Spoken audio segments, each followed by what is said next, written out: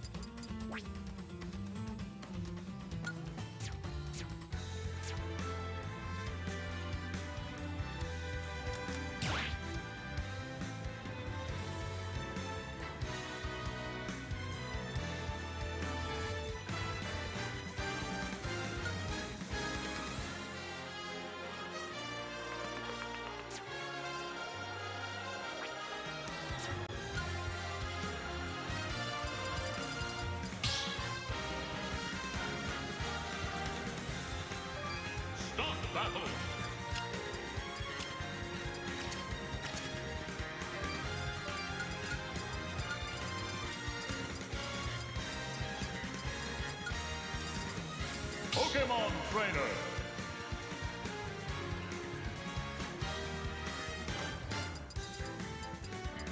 Pokemon Trainer.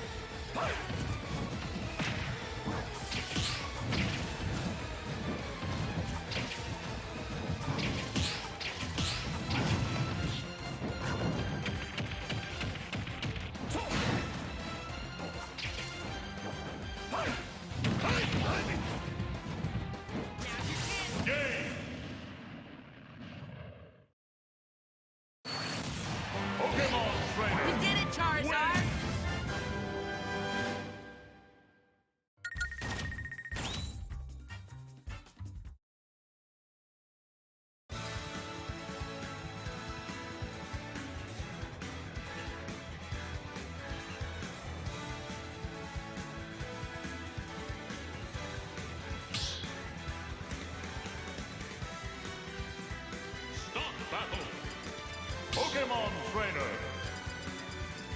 Pokemon Trainer.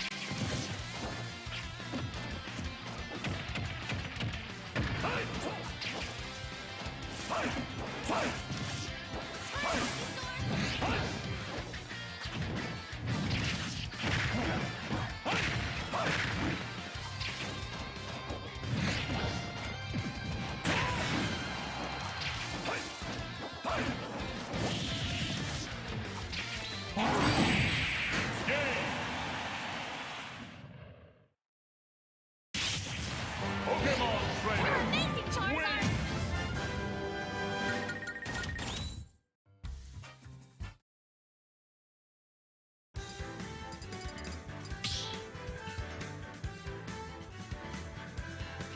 Start battle. Pokemon Trainer. Pokemon Trainer.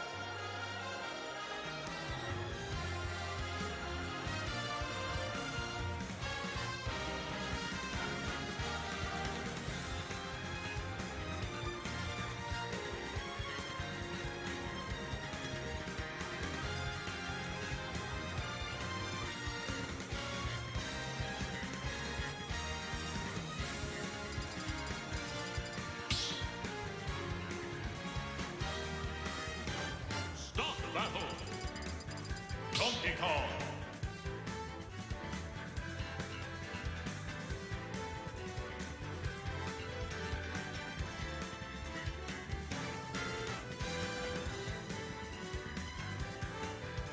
Ninja.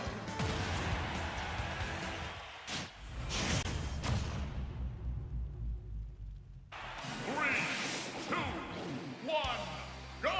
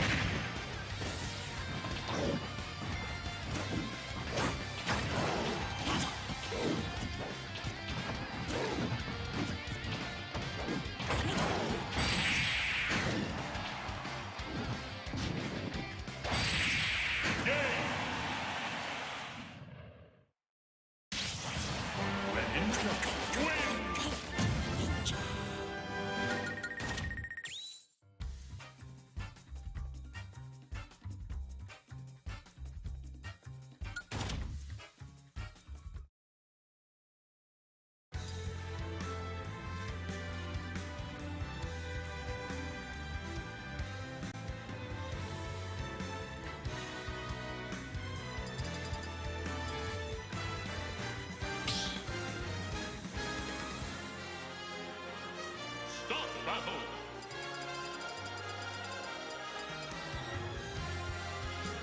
Donkey Kong.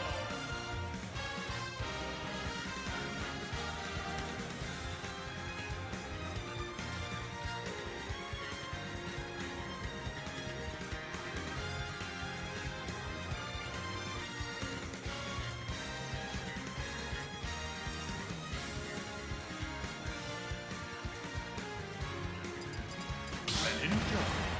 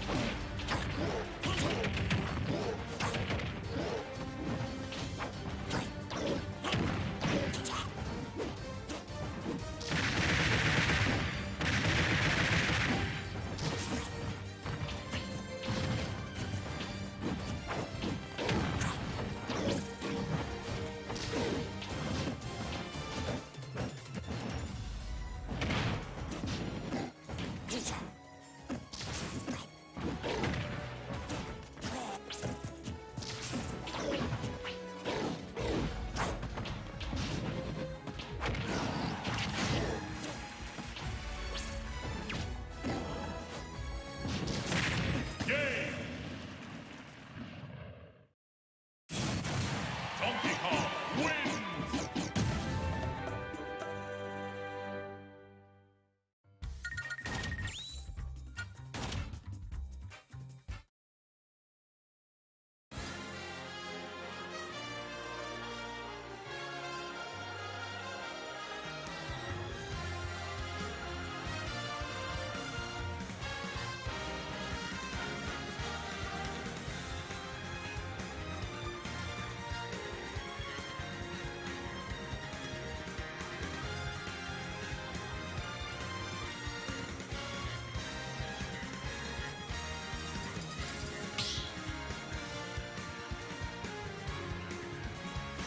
Battle! Donkey Kong!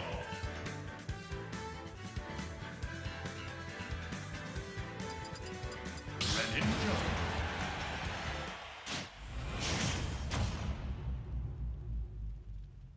3, 2, 1, go!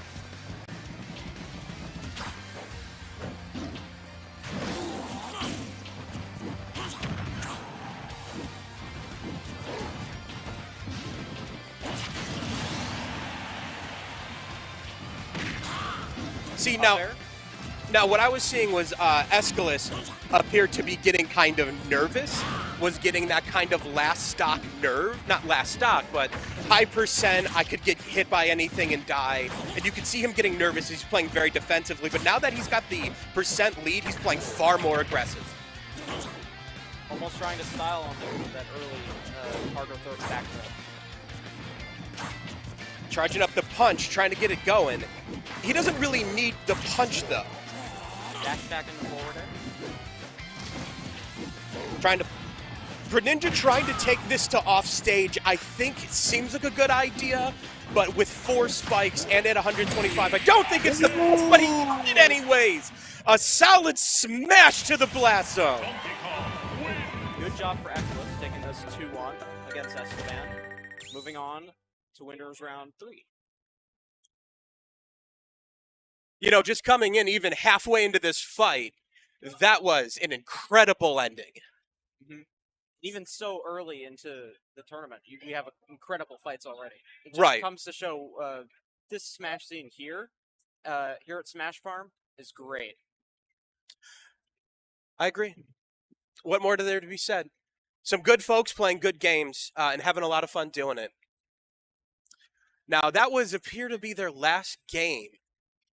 The Greninja Donkey Kong matchup. I would think that, and we did see a lot of the offensive playing from Greninja, putting Donkey Kong on the defense, but him having those out of shield options, I think, is what won him that game. Mm-hmm.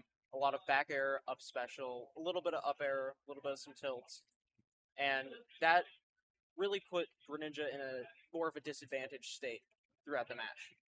And that's the thing, is we have a light character against a heavy character with a lot of reach. All he needed to do was hit that dash attack, that roll, and that could have went to another roll, or if it's close to the edge of the stage, roll, and then just one of the offstage spikes.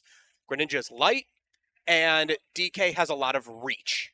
With a lot of Greninja's reach, he has to get has a lot of end lag on it, like his forward air, or his back air, or a little bit of dash attack. But with Donkey Kong, he can tend to punish those a lot easier since he has all of those out of shield options that we were mentioning earlier. Now, I had noticed, you say that the end lag, and I was actually noticing this a bit. He was going for a lot of what looked like down tilts, as if, like, as Donkey Kong's shield was shrinking, we have a big gorilla body to attack. He was trying to hit those legs. But as he would do those down tilts, there was so much end lag that those out of shield options just had a century to come out. Usually when they're looking for down tilt, they're going to try to true combo it into up smash, which is around 80%. Right. But with Donkey Kong, probably 90. It's actually probably one of Greninja's, I think, strongest kill confirmed. The down tilt and the up smash? You know, I have very little fighting against Greninja.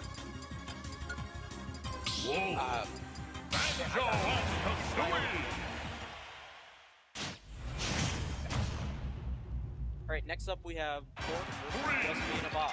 Pork being Banjo player and Just Being a Wolf player. I've seen a little bit of Pork playing Banjo. I heard he was going to try out Donkey Kong, but I didn't. Well, Wolf is considered a top-tier character. And I don't know that I would want to go up against a top-tier character with my second best, right? So I think he's probably making the right decision, especially like he was going to try Diddy Kong, did you say? Yes, Diddy. That's a bad character if you don't know exactly what you're doing with the character, but if you can figure that out, if you know that character, the banana tricks, how to use that, to me, terrible recovery. If you know how to use all of that, then you're a real threat, but you've got to know how to use it. Oh, like Wolf was at about we have Banjo off stage, but still getting lots of damage and building up subtlety. Banjo Right. has that really big zoning capability that keeps him in the lead so long. Yes. But Wolf has so much damage and combos that he can come back and build up. And I'm noticing here that Me is reacting to that zoning And I want to say, unfortunately, the way, yeah, that was tough. That was a solid egg from Forrest. I think what we're seeing here is a very interesting case of conditioning. Is Banjo is forcing me to jump. Every time an egg comes out, he's jumping over it, and he's trying to get around it, and I think that's what cost him as much damage as it did last time. But it looks like he's adapting to it, trying to meet these eggs and grenades with his own projectile, and trying to move in on Banjo's end lag of those attacks. Oh, Wonder Wing, the DLC privilege! That grenade from Ledge. Me trying to ledge trap. Getting right off the ledge. And it's an excellent strategy. The way to just to block your own. Oh, paid for it. As far as I know, Wonder Wing can only be beat by like a handful of moves in the game. It's virtually invincible. But if you can shield through it, then you basically have the equivalent of the end of Donkey Kong's up special in lag. Is you are totally vulnerable. Yep, but unfortunately, still, Banjo's still able to have 5 of them. Why? Utilized very well. Now again, this becomes another matter of accidental conditioning, is that should that Wonder Wing come out that much, you're going to shield it every time. And if you shield it every time, they're going to be ready for you to shield, and they will punish at the end. Or they will aim it in a way that they don't have to, run past you. They'll end in your box or past you. But it looks like Me is definitely finding a solid way to deal with this constant zoning, throwing out the gun, finally using his reflector. Wonder Wing to the edge. He's got one left, but he's using great use of it, and a back throw is going to take this game. We're moving on to the banning of stages, probably one of the most fun parts of the game. My experience today was my opponent banned some, and I didn't like the ones that he banned. So, personally, I like when they ban stages that I don't like. No, I feel that. That happens to me too. Like just a week ago, I was playing a match. Someone counterpicked me to Town and City. Okay. Like, to Town and City? That's my home right there. You can't do that. Who were you playing at the time? Inkling. Oh, Yeah. Inkling. Okay. See, a lot of characters can suffer from those platforms that come in and out. Yeah. What do they say? How do you beat a Mac? Get on a platform. So, I can see where the counterpick would be strong, but is Inkling, I don't think there's anywhere safe from the mobility of Inkling. Nah, no way. No So, way. Nowhere safe. That's a lie. We're not going to talk about that. We got to get in the match. So what we've been seeing a lot of last time is that Truck Fan has been using his zoning to obviously keep Wolf out, but I've been seeing a lot of odd conditioning, forcing Me to always be jumping. The egg comes out, he jumps over it, but recently he's been retaliating using his blaster and finally using his reflector. The reflector doesn't look like it has a ton of end lag to me. What do you think on that? He is in control. He's staying in center stage. He's getting his doubles. But, hey, he's still got to watch out for those Wonder Wings. If those Wonder Wings hit you off guard, your stage control doesn't matter. Absolutely. It is invulnerable, it is a nightmare, it is privilege. But, yes, absolutely, he well had that in the beginning, but he's struggling to get back to stage, and we've seen Banjo doing some great work just owning the lead, whether Banjo's getting back onto it or keeping it safe. Just like that, the grenades on and off stage. This is... Ledge trapping? Oh, no, ledge trapping is scary. Barely makes it off the ledge. Oh, but gives up stage control so easily. I'm sitting here thinking, how do I deal with that? With the grenades dropping perfect. Oh! That was a side tilt, right? Down tilt. That was down tilt. That was rough. And now it's just raining eggs. Big bomb eggs.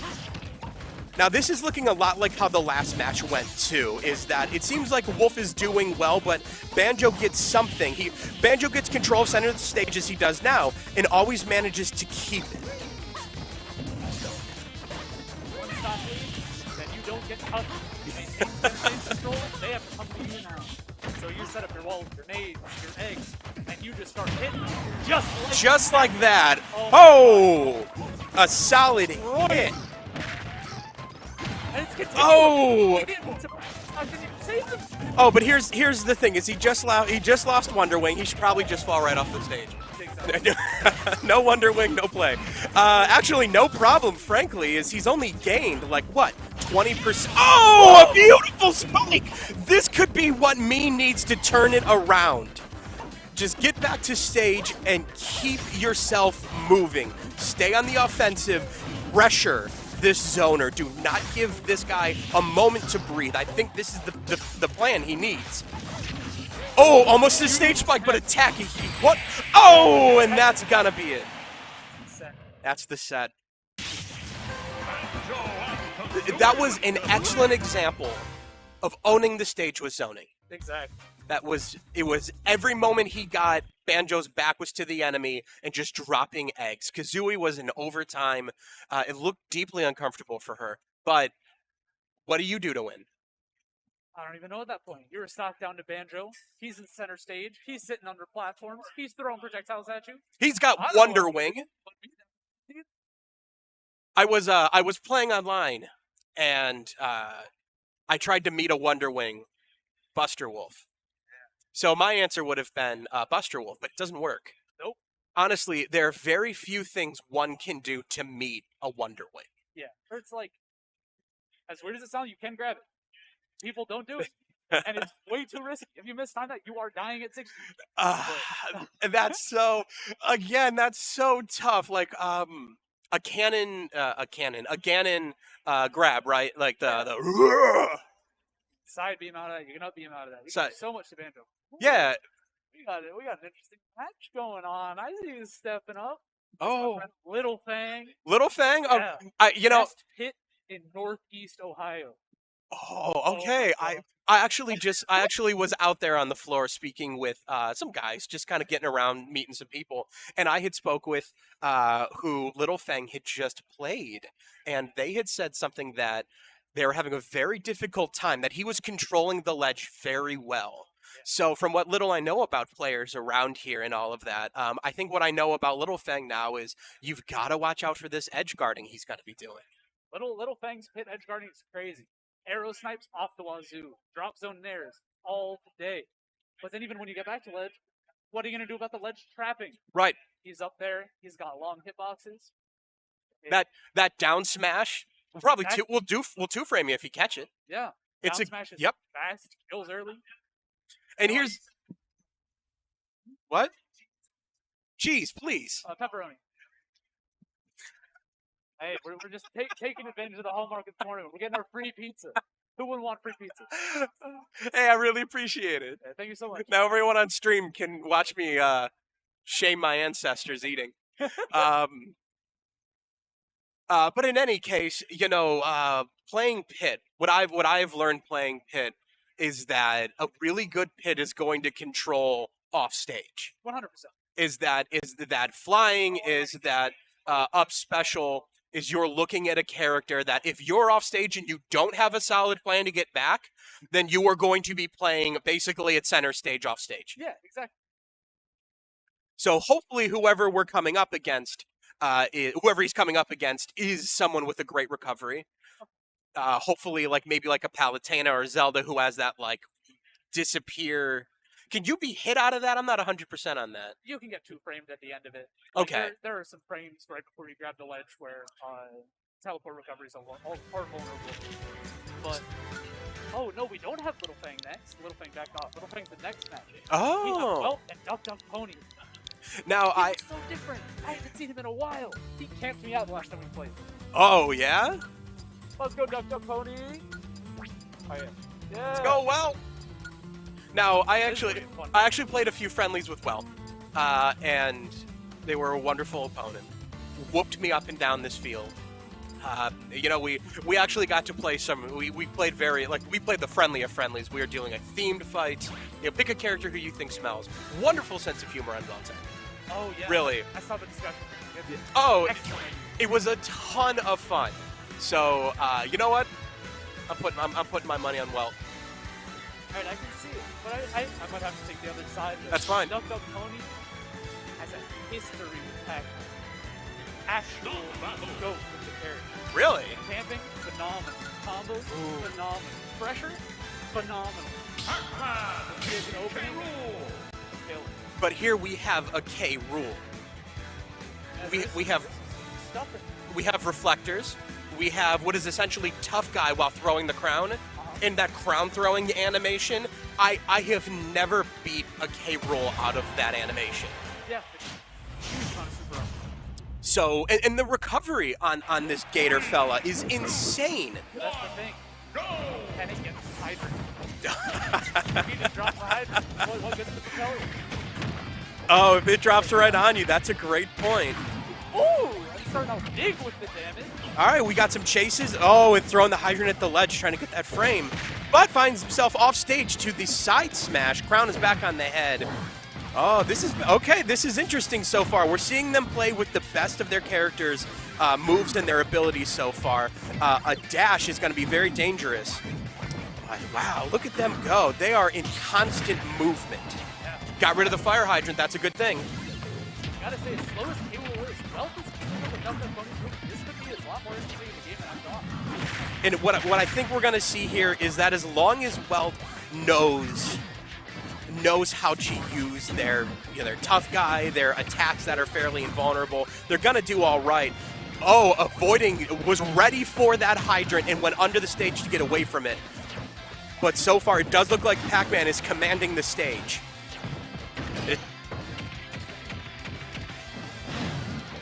Out to stop soon. Well, That'll do it. Exactly as I said. Now just control center stage, send up the zoner game.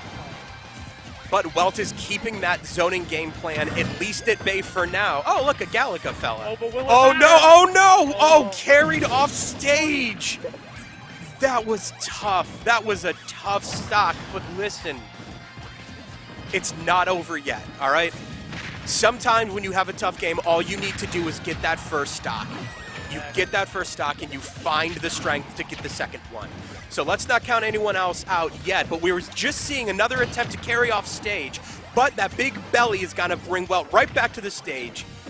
But huge air dodge back to the ledge, really mitigating something dangerous there. And it barely doesn't feature. Welt barely making all of these back. Honestly, if she gets to stop breaking, there it is. Ooh, that was it was very close, but this is gonna be able to get back. Okay, that's what was needed right there. 65 is still a healthy percent to be at, especially for a big boy. Shielding, grabbing. I think Welt may have started to try and figure out this game plan. Yeah, Welt's figuring out the timing. Maybe a little over this game though. We gotta see. Oh, Dr. Pony setting up a ledge trap. Oh, a side smash off the platform. Once Pac-Man has that trampoline set up, that's so difficult to avoid. You just need to wait it out if anything. Because if you neutral get up or get up attack, trampoline jumps you right up to that up smash. Oh. Oh, You can't even wow. roll. So you just have to wait. It's so scary. And then you find yourself vulnerable on the ledge. Exactly. Woo. Good grief. Well, it was a great fight. What I think we'd seen there was that the zoning once again came in and played very well. Yeah. But when K-Rool was able to get into that fight, when K-Rool was able to start getting up close and personal, Pac-Man started losing ground, was being forced to the end of the stage. Now the only thing I think, well, she's getting the opening. Yes. Oh, this might be the switch we're looking for. Sephiroth is definitely a character who can capitalize openings. Yes. Especially on Pac more than paper. And here's what Sephiroth has, and I think we're going to see a lot of it: range. The zoner wants you to stay away, but as Sephiroth, you only need to be like a quarter of the stage away from them, and you can at least hit them with the tip of your blade. Welt has got.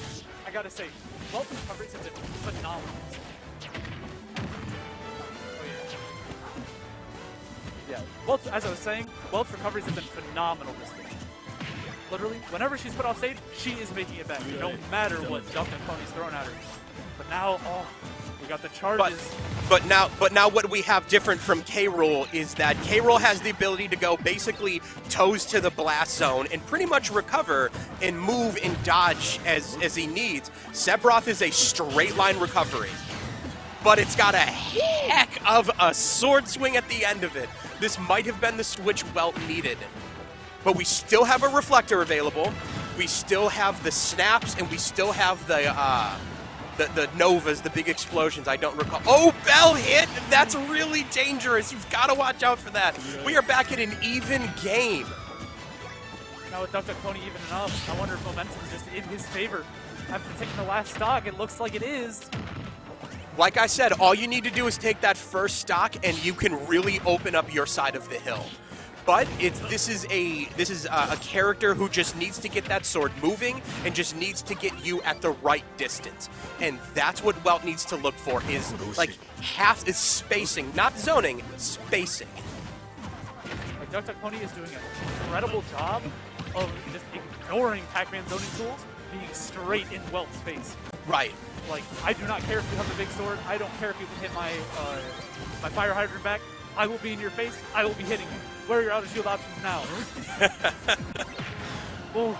You know, I don't know much. I don't know much about Sephiroth's outer shield options, but I'm wondering where these reflectors are. Where was that reflector? That was a perfect opportunity. Now, I know things can get tense and things can get scary, and it's easy to commentate it there, but I played Welt, and Welt has a great head on her shoulders. And I think if she can just get calm and focus, this is going to be a winnable match. This is what, one side smash from Pac-Man Finding Eternity? Exactly. One forward tilt, back air, fair. Oh, one stage bounce? Oh, but Pac-Man came back. Yeah. Hey, this is still winnable. What I'm seeing, the game is slowing down. It's looking like it might be Welt's time to bring it back. Just dash attack comes through. Under 50, we're still at a duel. This is still anyone's game right now. I think Welt may have figured out the off-stage, the edge guarding game here is throwing that. Obviously dodging right in underneath of that. One wing is going to be an extra jump and a little extra damage, but it doesn't look like Pac-Man really cares too much for it. He's playing a great air game. Oh, the setups, what's going to happen with it? Huge weight by Welt. Ooh. This range is just, Welt needs to get her spacing back. That was a very close call. Welt needs to get the spacing back, as this is not going to kill. But there's a really nasty setup waiting for it, but she got back from it. Up smash. Wait, Welt is being so patient, disadvantaged. This is exactly what she needed. And now look, the game's just even. One more hit for both players, and this could go either way. Oh! Use the hydrant against. Is this a recovery that can be made from here? Yes, it is. Barely missing the stage spike. Oh! That was so close. Duck Duck Pony winning 2-0, but such a well-fought set from Welt. Absolutely. I think what Duck Duck Pony had there, oh yeah, that Welt ultimately was not able to come around, was spacing, and honestly, it felt like understanding of their character and their combo. Exactly, yeah. Pony knew that drop this, grab this bell, will, put them in a ton of stun, and I can smash off of it. It seemed like we had a character who was great for combos against someone who just could not react to them. Yeah, of course. And I think, I can't see from here because I don't have my glasses on. I'm fairly certain from my knowledge it might be Winter Shorts Little Fang, but they might just be playing off stream. But either way, I'm going to have to get going because my bracket match is coming up pretty soon. Good luck. Yeah, thank you. And you're still in bracket 2, right? What's that? You're still in bracket 2, right? Yeah, but I lost. Good luck though, man. Yeah, hey, thanks. And I'll see you guys around later. Also, what's up, Darko?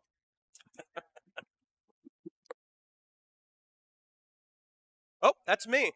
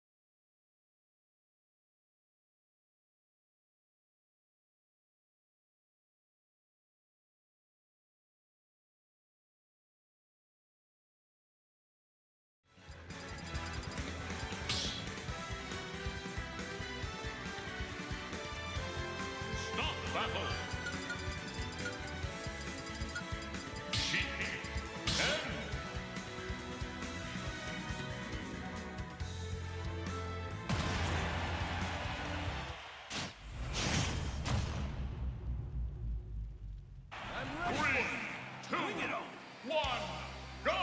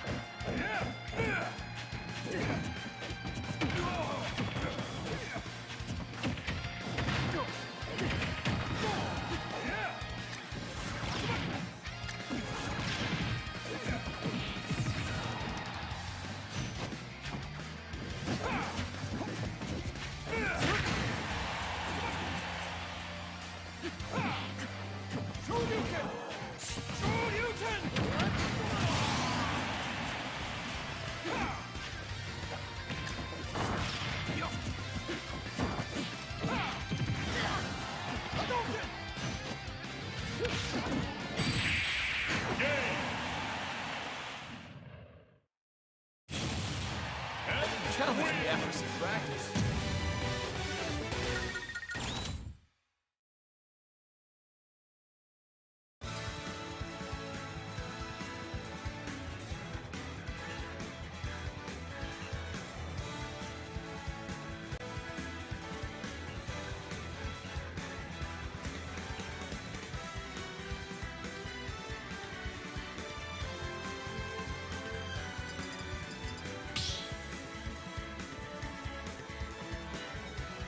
Stop the battle! Sheet 10!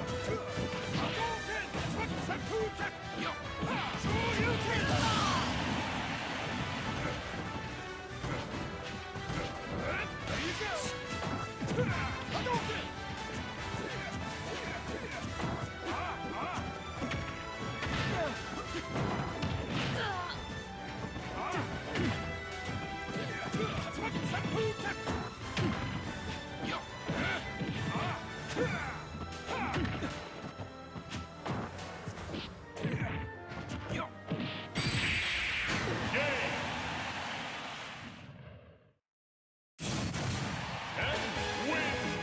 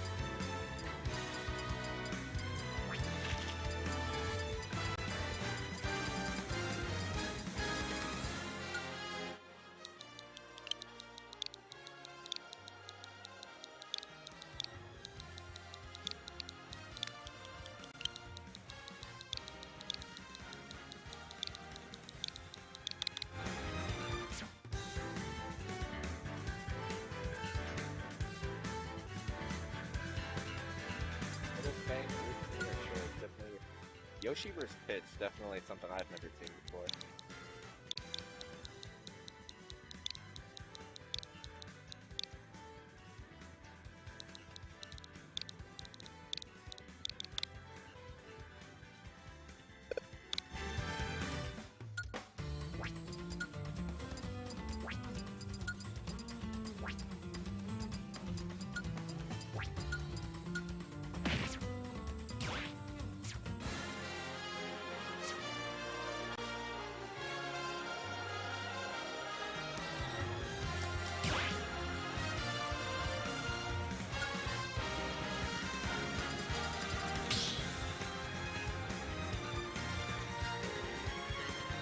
Stop the battle.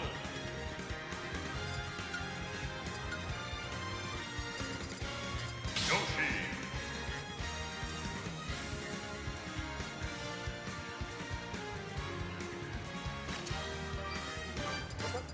Yoshi. I don't care. Wait, what's up? I don't care. You gonna commentate? Alright, let's go. Fair enough. Alright, so Yoshi versus Pit. I've never seen this matchup before. I have no idea how it's gonna go. Yoshi versus Pit.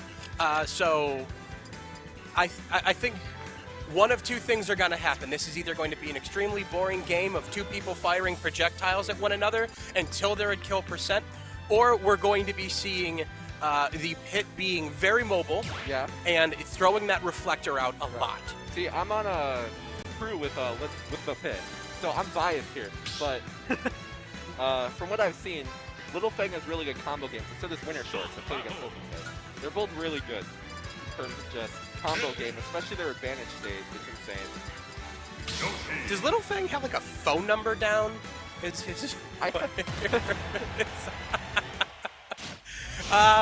No, that's what the 7-year-old sets to his arena ID. Oh yeah? Yeah. Oh, okay. All right. You know what? That's fine. All right, so immediately we see Yoshi. 50%, 55, 74. It just keeps going up. The Little Thing not having that shit right now. Yoshi has immediately moved in for the kill. Oh, of course. This is not a herbivore dinosaur now. This is a raptor who moved in directly for the kill, forcing Pit onto the defensive And that was a nice combo. just commanding the stage. taunt. That And was a taunt. Dude, I would taunt too after that, if I'm being honest. That was amazing performance. The Little Thing gonna try and go for the funny every single Pit does it. The offstage carry. Of course. Now, I've spoken in the past about how playing Pit, you should be able to command the offstage game. But if we're going to be seeing these kind of back airs from Yoshi, and frankly, the sheer control of stage right now. Oh, that was nice. Ooh. Pushing Hi. Little Thing immediately to disadvantage right now. Little Thing starts to get some stage control over here. And the thing is, Winter Shorts doesn't have to play so aggressive right now. He's up a stock and like 20%. Oh, jumped off the stage. That was a nice reflect. That probably saved his stock there. Oh! Ooh, nice DI from Little Thing.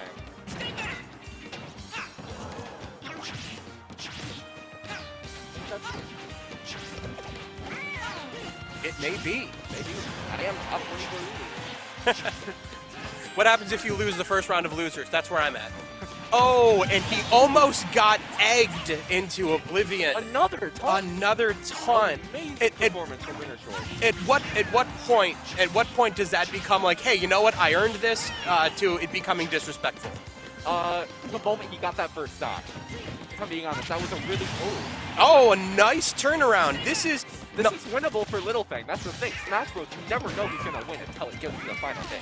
Now, the thing is, all you need to do is get that first stock, and you can turn the momentum in your direction. Oh yeah. Now, still being a stock up, Winter Shorts appears to have the ability to play dangerous, to try and get some big funny combos. Winter Shorts is by far the most aggressive Yoshi I've ever seen. No kidding. This is a clever girl kind of character right now. Oh yeah.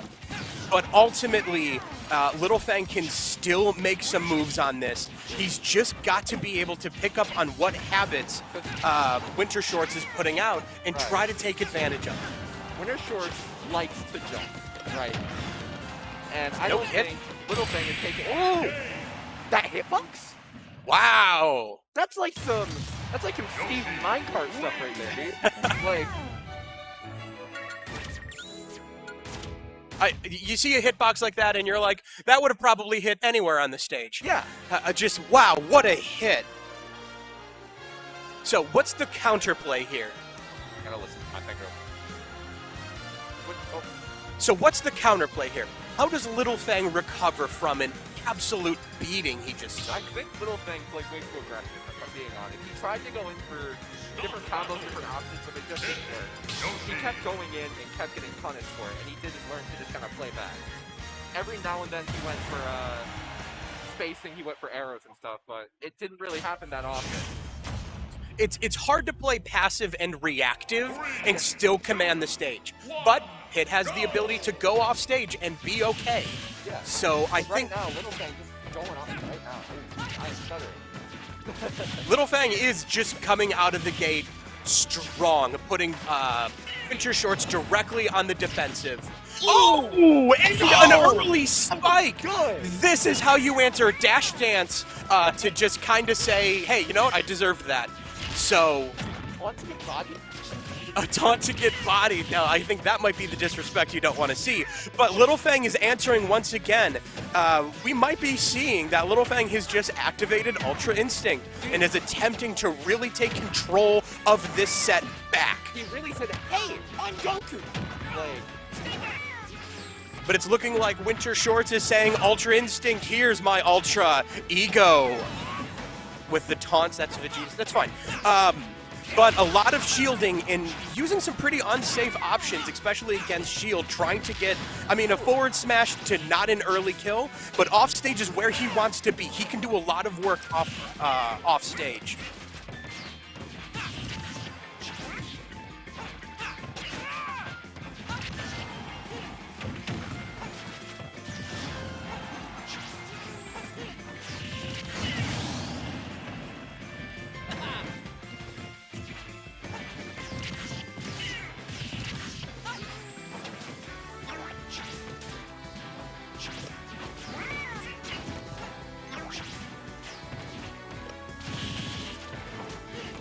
Right now, it looks like Little Fang has really opened up the can here and is trying to do his best to work hard against Winter Shorts. It seems to be doing very successful right until about that moment when he just got what looks like forward air into oblivion.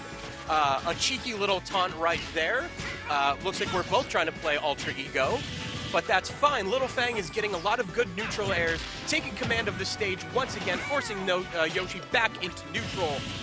And a get-up option, just get up, stand up, and then play what's right. Oh, a disrespectful egg off the side, and an excellent edge guard, keeping him back off stage. But Little Fang can get back to it.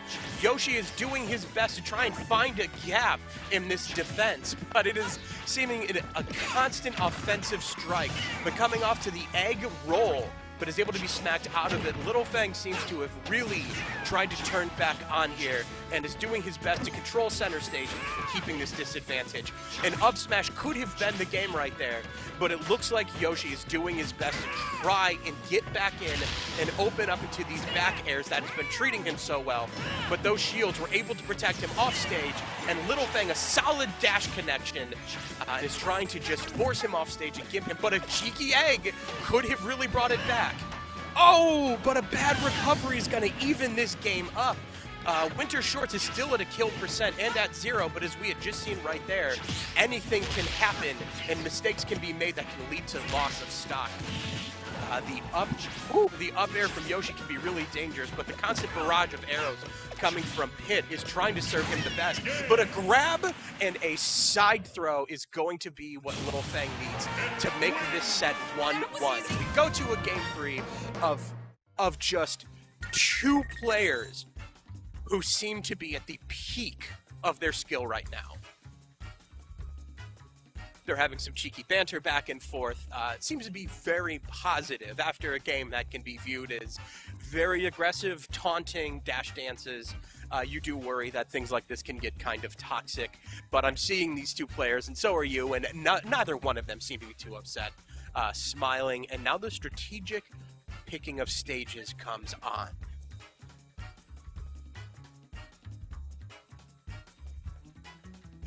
I'm going to guess that Yoshi's looking for something that has a low ceiling to try and get those up airs, just send the lighter pit straight up. And I'm going to guess that pit is just looking for something that that can just wake him up like he did before. Let's see where we go. Town and City. Stop battle. Hit. Little Fang taking pit again and going back. This is going to be the 3-run, the final game. Let's see what happens.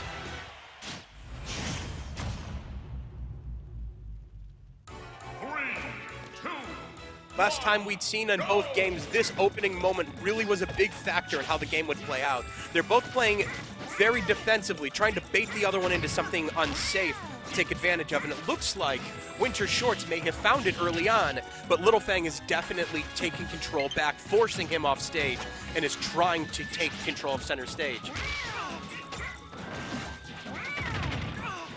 Some good banter between the two of them, healthy gameplay, healthy playing.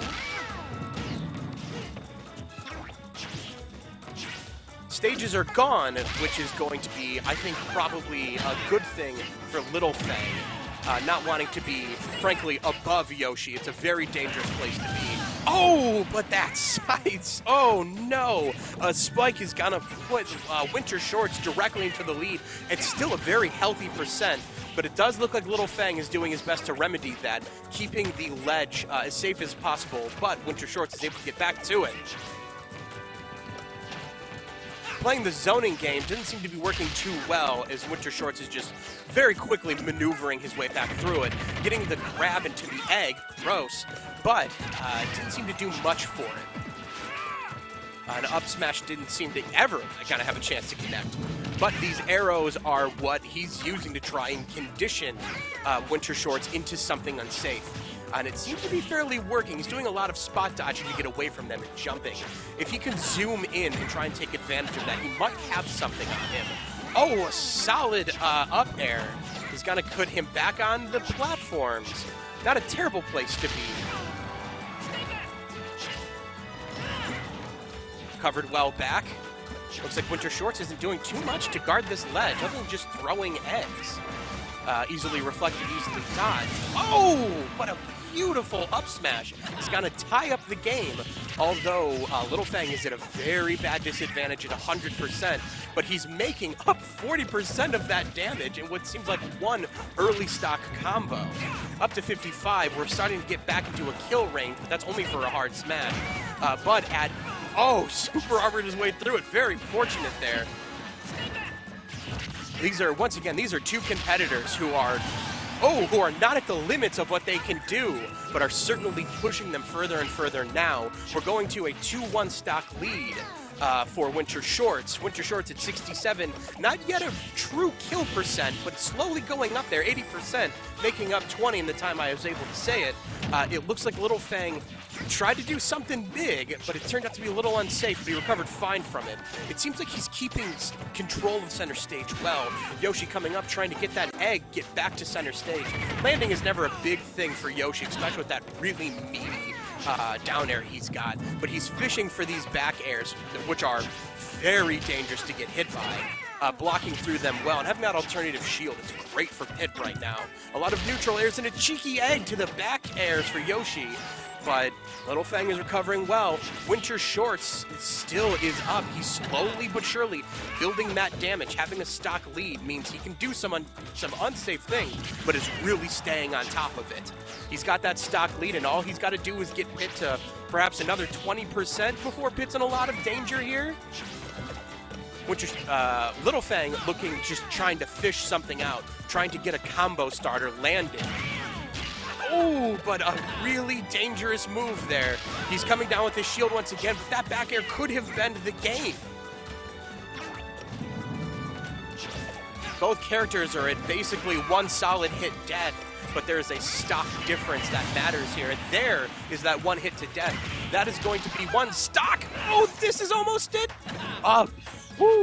Too close to the blast zone for comfort. but we're looking at 138, one solid connection to the end for Pitt, and he's doing his best to try and build damage back onto Winter Shorts. Ooh, sent off stage. A reflect against that egg. He's still doing all right. Oh, it is the up air that ultimately sends Little Fang into the blast zone, giving Winter Shorts the win. What a fight that was. Whew.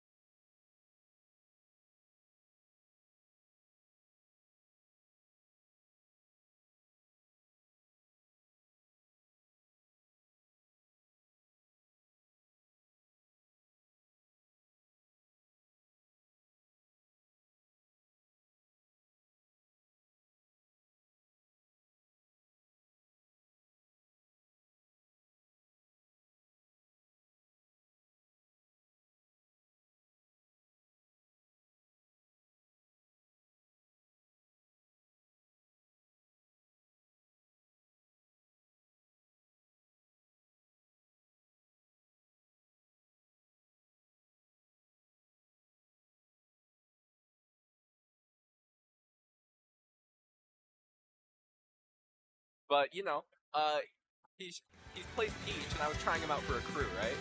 And he's just like, I won 4-2, and since we were really tight, because you know the Smash Crew server, Yeah. it's a fucking, it's like, Watch your profanity. Oh, speak of the devil, and he'll appear. We have listen. We have Steve and we have Deluxe Terry. All right, so opening right up, center stage is up for debate on who's got it. Ken looks like he's really owning it with some beautiful combos. That's 80% in 10 seconds. right? Oh, my good God. grief. A wonderful opening set, but like I've said before, all you need to do is take that first stock to get the momentum back in your way. Steve is not out of this yet. Combo to the 60. There we go. There we go. He's off 50%. stage. We're about to get 60. He's throwing that dynamite up to try and Yeah, you could know, make use of it. Or could he? right this now is- it's just really good with so right now obviously Cytonics have that early stock, right? And this is I'd say from a Steve made, this is a pretty even or winnable slight win for Steve, just because of the fact that TNT on ledge, if Ken tries to recover, it blows up, he can't tech it. That was a nice up smash. Oh, that was a beautiful up smash. We already know that Ken and Ryu, they don't have the best recovery. So if you could cover it well, that's but another stock. again, if it just Cytonics is just clearing the floor right now. listen, he's got a diamond. This might be what he needs to get the momentum back. He's got the last stock diamond, and Ken he's in a really easy kill percent. One thing I will say about Fire Reaper, he is very good movement-wise with blocks. He knows how to place them down. He knows how to actually move around them. Give him some momentum there. Right now, Fire Reaper's just trying to get Cytonics off stage. Fire Reaper looks a lot like he's just throwing moves He's out. panicking right now. He's I'd be panicking too if I'm being honest, because you're at you're at 73%. Like, your opponent's at kill percent, start throwing out random fucking moves and hope it works. you're just hoping. You're just literally That was hoping nice. something That lands. was really good. See, now this is. He can calm. He can breathe now. He got a stock down. And that's no. He. Never mind. I lived. Commentators curse. Never mind. Yeah, look what you've done. Commentators curse, man. But here's the thing. That's an R&D. This could be R&D. Oh yeah. My first matches. Now, granted, I've lost all the fights I've had today, but my first matches are always feel out how they're gonna play. Right. See what can I get them to keep doing, and then usually my first stock is gone. Like they get it real early, Yeah. but then I always come back super strong second with my own plan. Yeah. This first fight might have just been, what does he want from me? Where does he want me to be? Now that he knows, he could start developing a game plan or counterpicking against it. Right. He did not counterpick. One thing I think, Fire Reaper could do better is just his neutral was great. He didn't really. He went for grab for no reason. He goes for attacks that aren't safe on shield right now. Right. So here's in early. Oh boy, he barely recovered from that, but a great recovery indeed. Yo, people saying Steve Grab needs nerf is something like, I was on that train for a bit, and then I started using Grab more, and I'm like, never mind. No, it doesn't need to. They can make it better, in fact. So what I'm seeing here is that we have some what looks like slightly higher platforms and some lean down ledges. Which is relatively, it's not great for Steve just because the lean down ledges, TNT can fall off of that. It's happened so many times, that's how I've lost so many sets. Oh, beautiful. That was nice. Now the cart. Now is the cart gonna? Will the cart ride up those ledges? Oh my God. Crashed in and lost his wings. Icarus, you poor thing, you. That, like, as a Steven, that, like, hurts. Yeah. To see. That's a very complicated recovery for all the crap we like to give Steve mains. Whose recovery is that difficult every time? Right. Terry mains. What does he say when he recovers? He's like, oh, please! But it looks like Ken is once again. Ken wants to be just pixel to pixel with you. And Stonix is making it his way. You know, I've played against Cytonics Interactive before, actually. Ooh. And Cytonics he didn't wipe the floor with me, but he was relatively good.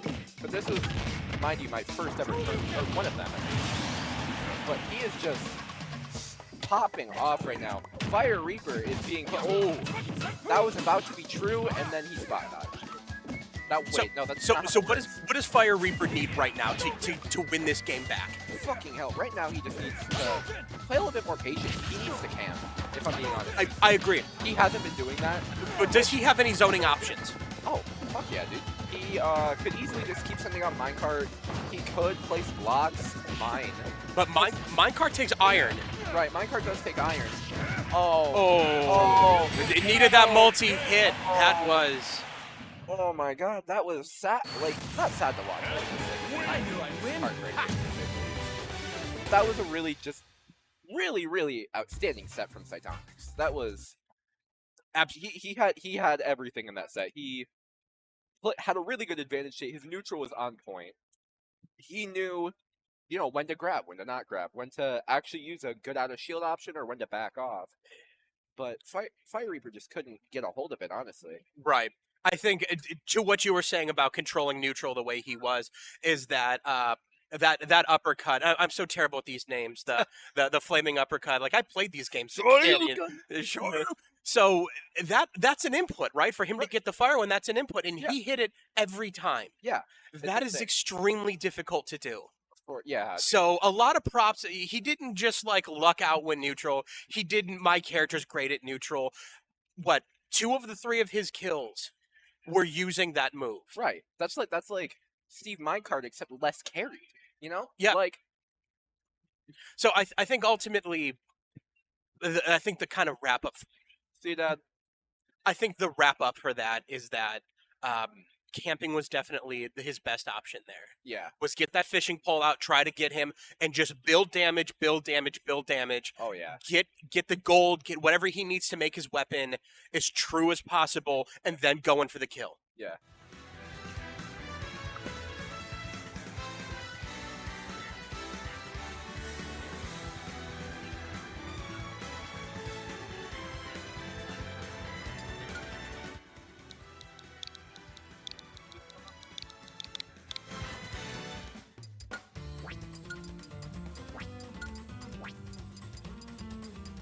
Stand for your boy Set.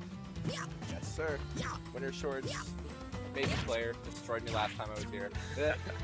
So, Winter Shorts, you and I were actually just sitting watching him play a mean Yoshi, but he found a lot of disadvantage against Pip. So now we have Toast, who I'm told is okay at this game. Oh, just a little bit. Is a little okay at this game. In Ohio, some people would say he's perhaps the most okayest. Yeah, like you have people like Winter Shorts, where people are like, he's okay. But then you have people like Toast, they're like, yeah. He's okay. He's like the decent of decent, Yeah. Listen, out of 5, solid 5. Just between 2.5 and 5 every time. So, so for me, who extremely new to this scene, I'm very excited to see this matchup because I just watched Winter Shorts, and that is a Yoshi that I think the only response to playing that Yoshi is throwing the controller at Winter Shorts. Yeah. But young Pid, perhaps young Link. I actually there are nights where I wake up sweating and on the verge of tears because I see young Link in my nightmares. So I mean, his name is evil right now. You have to remember that. And he's correct for playing that character. Every villain is Lemons, correct? Yes. So what we're seeing here is that Toast is definitely trying to command the stage by his zoning and just Getting a shield really early up B. 101%. Oh my god. But Now what are like, I don't want to say range options, spacing options for Yoshi, because if you get close to young Link, he's just gonna up you. Actually, I saw Winter Shorts on Twitter once, and he posted this clip where he said he was playing like a PGR player, and it was just constant nair. He kept hitting it. He kept reading it. It was something special. He's a talented Yoshi, but then you have Toast, who's just super okay. Like He's super okay. Oh, that was A beautiful nice catch. So now that we have the invincibility, we have to see Toast has to try and reaffirm stage dominance here, which Winter Shorts is not letting him do. He is staying on top of him in a brutal spike down to the blast zone, making this 2-2 an even game. Winter Shorts puts on the winter pants. but this seems to have woken up Toast. He's going from okay to pretty good. Yeah. And he is making the best use of his zone tools. And the moment that he sees Yoshi and Shield, he is going to try and take advantage And of that is waking out of it. a kill. A scoop and swing. That's a tough one. Now, once again, we talk about disadvantaged states, about advantage states in being in neutral. Right. And we're seeing neutral controlled, and we see that Winter Shorts is constantly jumping. Which I think Toast is definitely reading onto. Ooh, but that was a nice little conversion there. Nothing really came out of that one. He is reading it, and it looks like he's trying to get his projectiles up at it. Yeah, but which you just saw there. when you are playing a projectile characters like this, especially at this level, when you are jumping to dodge, are you jumping or are you learning to jump? You know what I mean? Yeah. Do they want you to jump all of the time? Because what does it take? You jump too close, and that's exactly what I was about to say. And he does some sort of jump, jumping forward air or up B, and he's got you dead. Right. How do you recover from this? Honestly, I think Winter Shorts, overall, he let his bad habits get to him, right? He kept jumping into the projectiles. His advantage shit was pretty good, I'd say. He got a stock off of it. But overall, he just needs to stop jumping. Okay. Because the jump is really screwing him over right now. What's the alternative? The alternative, what do you mean by that? Like, So you stop jumping and you start shielding. right. Young Link zips up, uses that grappling hook, and now he's got you grabbed. Right. So, Back throws you, back air, and now you're in that. yeah. I think with Winter Shorts, wouldn't say getting it too close to a bad thing against Young Link. I think what you have to do here is you have to pick and choose your hits. Yeah. What can you take a hit by? Arrows. Take a hit from an arrow. Right. If you're at a low percent, switch to Game & Watch. Take a hit from an arrow if it's not going to deal that much damage. Power through it and try and hit him. If he shields, he's going to be doing something. He's going to be doing his up B out of it. But right now, it looks like he's got it figured out. He can now catch these projectiles and build up a heck of a smash from them. Right now, this is Super Smash Brothers, all right? You can see one of the 5 variants of Link go up against a piece of fucking paper. But So- right now, Winter Shorts is just So really using his aerials to his advantage, man. He tries to go for the janky-ass judge. this was a great open right here. Oh, He was able to try and bomb recover. I did not expect that. GG, shake my hand on that one. So here's what we just saw here. We saw that Young Link is at his worst trying to land. Either he throws his sword up or he throws his sword down. If you are next to him or you can control his landing, then you can control Young Link. Oh, And I yeah. think that was the Game & Watch switch. But there's I'm actually mad. I'm actually angry for Winter Shorts. I hate seeing that. It's the best thing to do, and if I were a better player, I would play Young Link. Oh, yeah. But I just hate seeing it. Oh! What was that? He just hit the fast forward button. In reverse. Oh, good grief. He really said it go down. He said down, then up, then down, then up. Now what I think is interesting we're seeing here is that that Toast is not playing that zoning game he was playing before, now that he's facing a more mobile opponent. Yeah. See, if I went up against Toast, I'd be, Toast, you know? Like, this is a matchup of really good players right now. I would certainly show up the white bread as I am, and I would definitely end as Toast. But I do think that the choice to go is a mobile character who can control landings was the best. Now all he has to do is get him in the air. And that's not hard because he's really willing to jump. Oh, yeah. Especially Now he can jump without too much risk. That's the thing. Oh, but that Right. was... It's happened. especially Mr. Game & Watch's up B, which is incredible. It's so safe to do. And it can really push him away. This has been an interesting match, but here's what I just saw there. Toast is using that platform is a bomb cover.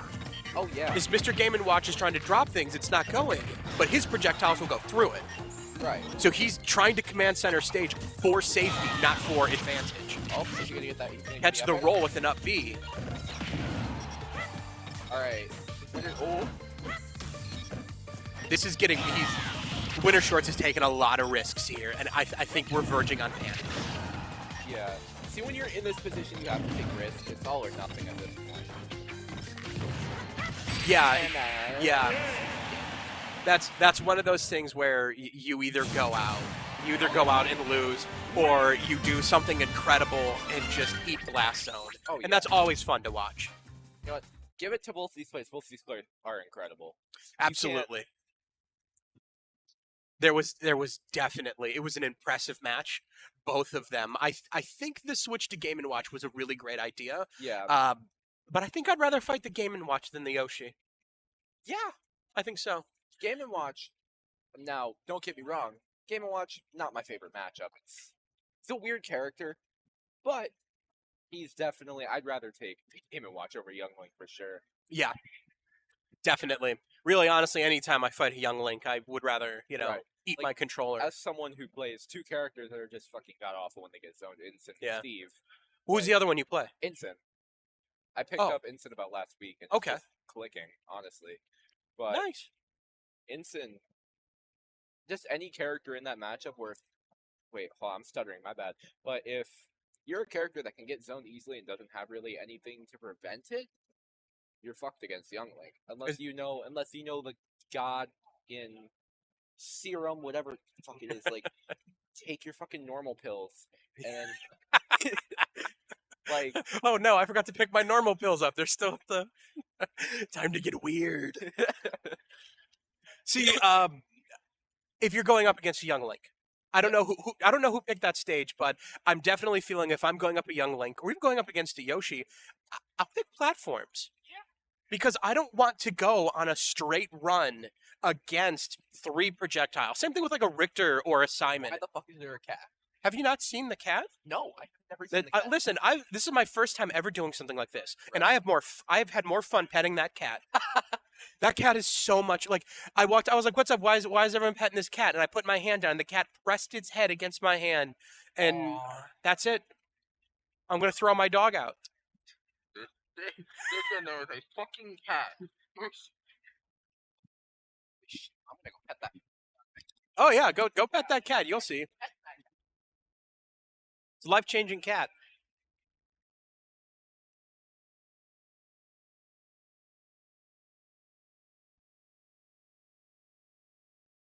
It's the fickle way of the cat. Such is the days of Ulthar. Fickle creatures they are.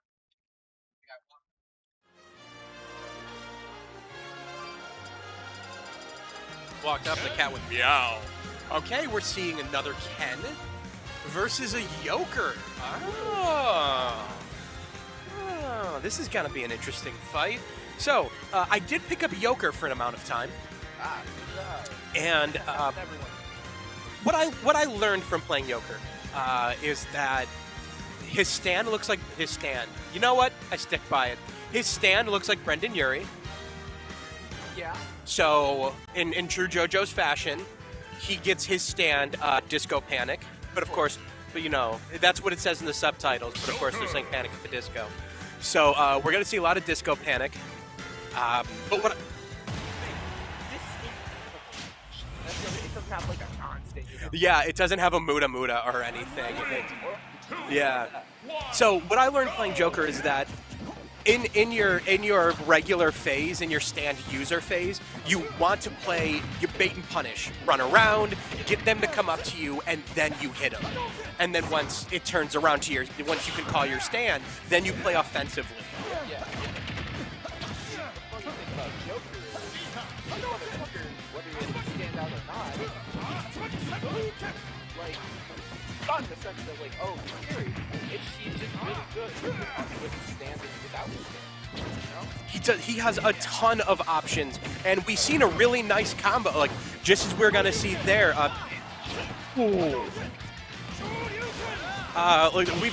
We have like season 2 Joestar using his Hammond and just laying into him. Absolutely. This is a stand user that you see in the first chapter, and they lose as soon as they figure it out. Oh yeah. Beautiful. So I think what we're seeing here is that, once again, Ken is controlling the stage, is controlling neutral, and it has it has Joker on the constant defensive, shields up, and he's just trying to get a combo starter. I think that's it. Yeah, that was too low. That was excellent use of those guns, but we're about to see that Disco Panic is about to wear out, and we're going to see that Ken is going to try and take advantage once again of the stage. Now, Saitan, like, Joker, like, let me get in there. Like, I want to get a couple hits in. Just, we're all friends here. Let me get a couple hits in. I probably won't kill him. Like, oh, these are some excellent edge. Now, that is the true strength of Joker. That is where... Oh, my no! God. Oh, the rules! Now, once again, everything about what we just saw there was some of the best Joker playing that I had seen, but ultimately you cannot get lost in the sauce and lose the rules of the spoon, if I may make a cooking metaphor. But he's going to come back with it. He's playing extremely well, and we're seeing this wonderful air game between two characters. But stage control stays to Ken. Back to center, he's... Oh, man, I've never seen a hot kill, if I'm being honest. No? Oh. But here's the thing, Cytonics in the last fight, every time he was throwing those flaming uppercuts, he didn't miss, and he made use of them every time. He seems to just be throwing them out now. So I'm wondering... You have to throw stuff. You have to put pressure on Joker, or else he is going to walk on it. And that is the video. Look. No, it's not. No, that tether recovery is insane. He was... But I think he made the right choice by not going out after it. You don't want to fight Joker off stage unless you have a recovery to match it, and that's exactly what I'm talking about. That was probably like his final Emerald Splash. Like that was his edge guard. Yeah, except for Emerald Splash. Except this worked. Yeah. No, remember. No, this. Look, I have so much to say about Kakyoin's death and how I'm glad he died. But wow. Okay. yeah, dude, catch me outside. I got good points. No, that was more like Polnareff going for the stab on Dio, and just not being able to finish it. Yeah. But hey, his name isn't in the title of the show, so he wasn't gonna win. So they're taking these characters back. Now I think what we need to see here is we need to see Ken just stay on stage. Right. Don't try to get. Go ahead. What were you gonna say? Oh, no, keep talking. Ken needs to stay on stage. See, do you see him fishing for this back air? If he could hit this back air, he could do something with it. He's running back, turning, shielding, jump. It's with Ken or as Ken? Okay. Oh, see, a wonderful two-frame right there. There you go. That's what you need to be doing. He caught that. He caught him jumping off the ledge. He tried to call him out there. But again, Joker's on the defensive. He's fishing for what's gonna work, and it's not working for him. He just lost his stand. That was a nice recovery. And that is Nope, that's not it. I think he's heavy light, if you know what I mean, or like light medium. Did you see him dab on that back throw? You see he throws him and he dabs? Did you not see that? Did you not see the dab on the back throw? It's fine. Listen, I'm just pointing out it's a Gen Z character, and that's fine. Oh! Now, I've watched a couple of videos by MK Leo, especially about playing Joker. everything about Joker. So I know everything. I watched a 30-minute video, I'm a pro. So, but the point that he makes about Joker is that where he is best played is in the air and off stage. And we're seeing this as he's very we're seeing him played very ineffectively here on stage. But the moment Ken is off stage, a switch gets flipped and he is out there playing an air game I did not think a character like that could do. But he's out there doing it, and Ken is struggling his way back.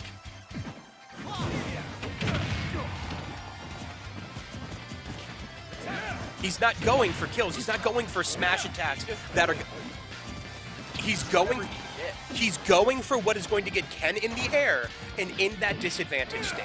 He's not trying to kill with those moves. He's trying to set up for those moves.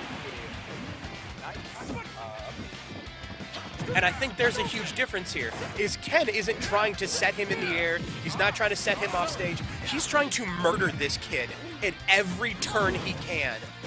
If Ken throws out a fist, it is a fist he believes is going to win him this game. And that's the difference. Right now, I think that something switched right now. Something switched. He is going to try so aggressive. Oh, I'm trying. But like you said before, you're at this point, you just try whatever can work. You try to get what you know you can combo into and what you know you can kill with. And that's what we're seeing. These down kicks for that brief stun into the punch, flaming uppercut. Right now. And there it is right there. Called the get up, called the neutral get up, and just sweep kicked it. Alright, I challenge me after some practice. Watch your headset, brother.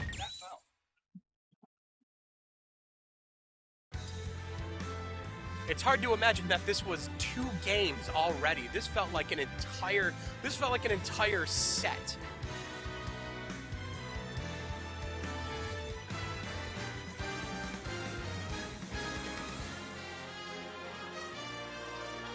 Going into game 3 here.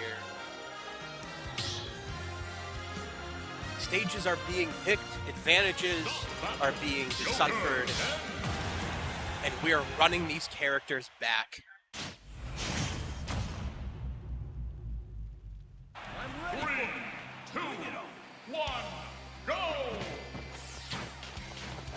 So we're going to see once again Ken just trying to rack damage up on stage. He's not looking for any early kills.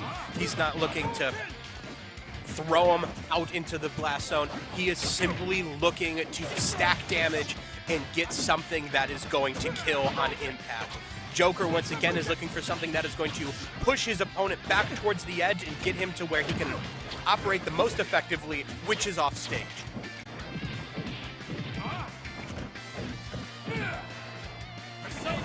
But Titanics is making really great use of those light, heavy, and mediums attacks that the Street Fighter series is so well known for and fairly well adapted here.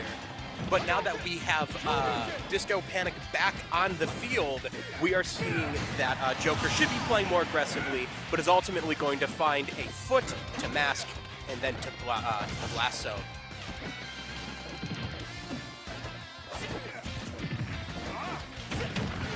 Ken's doing the right thing by backing off that ledge. Let him back on stage. This is where you're getting your kills. Your dinner is on the stage, not off. Don't see a wise thing. He's trying to cover his recovery with the Hadouken. Those two went so far down, and it was a blind exchange that Joker had turned out the winner of. We're back at even stocks and fairly even percents. But we are where Ken wants to be center stage, but Joker with a grab is going to try. Oh, failed the air chain to get him back to the side of stage. Ken is playing defensive, waiting for the opportunity he knows he can make work. However, he's not finding it quite yet, and he just seems to be throwing things out, but a good chain in... Oh, I thought that was a stage spike, but it was only a gun, and he was still able to recover from it. But this one is looking grim. That is exactly where he wanted Ken to be. Ken is at the center stage. He has to play careful now. His Joker's not yet at a kill percent, though he's about to lose his stand. And now this is going to be Ken's chance to try and make something happen before it builds back.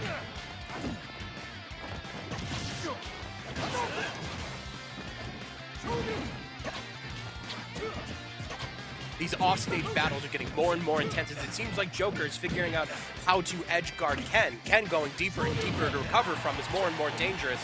But Joker seems to be adapting another flaming uppercut that did not quite do it, even if the game thought it should. Oh, and that is going to be an offstage forward air that is going to take set 3.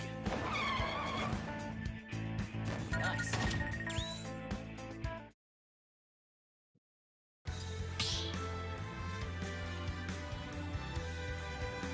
Stop battle. Joker and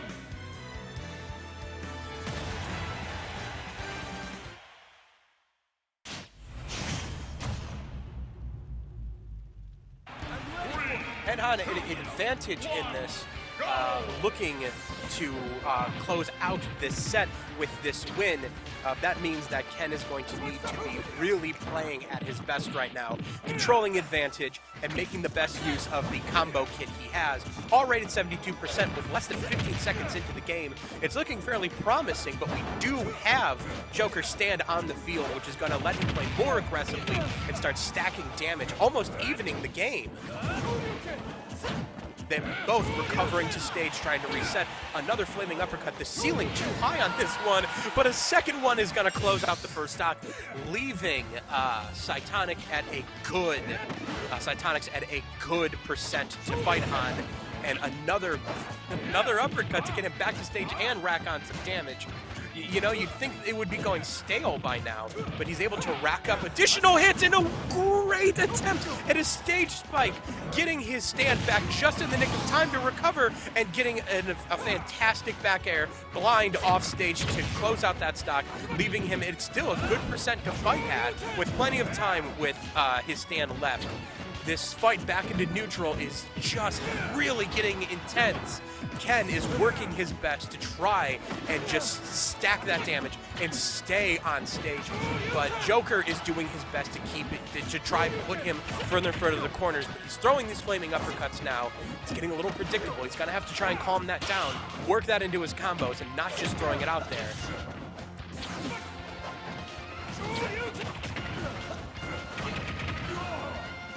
Trying to go for that invulnerable down hit, but multi-hit combos are going to stop you from that every time, and Joker's got them in absolute, just tons and tons of them.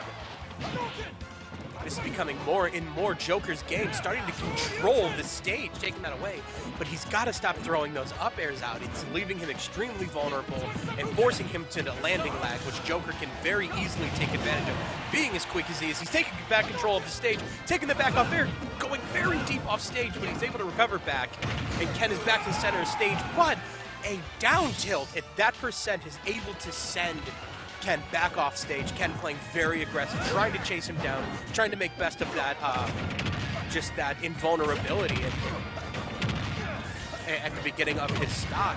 Oh, and he's racking up that damage. Already at 65 at 164. One good hit is going to send Joker to the blast zone. I suppose one better hit to be said. And Ken needs it now before he starts reaching those higher percents that he can be killed at, like this percent. We've hit another one of those. Oh, that was almost the game right there, but just outspacing that forward smash. At almost 100%, Ken is in an extremely dangerous place. His stand is right back up there. Somehow, this character remains to live, despite two attacks that should have killed him. This is once again the importance of picking a good stage for what you do. You want a low ceiling for the kind of character you're playing, or closer blast zones. You want to make sure you have optimized everything for you to win every game. Side tilt looks like that could have been it. An absolute blind attack is going to take the game for Enon and advance him forward.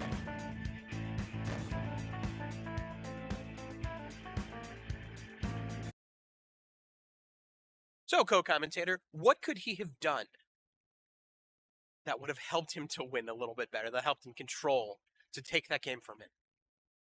Do you think so?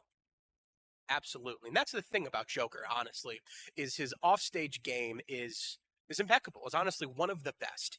He can throw out a lot of moves while he's out, just floating out there, and his tether recover can bring him back from even the bottom of the stage, and what seems to be his toes in the blast zone he can seem to recover from with Arsend. So when you're playing a character like Ken or Ryu or Terry or anyone who has to almost fight their way backstage, using his hurricane kick to try and get back.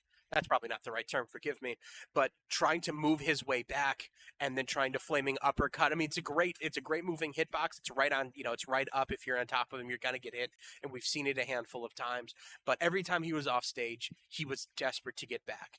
And on top of that, we're sitting on stage and we're watching Ken just seemingly panicking, throwing up these flaming uppercuts, just hoping they land. and I just don't think that was the right move. I think that got predictable, and I think he was fishing for a kill that he reasonably should have got a couple times. But I think the stage pick was either good for his opponent or bad for him. But we'll see what happens. I think we have our next big match. We will be right back with that. Stay tuned. Cut me out.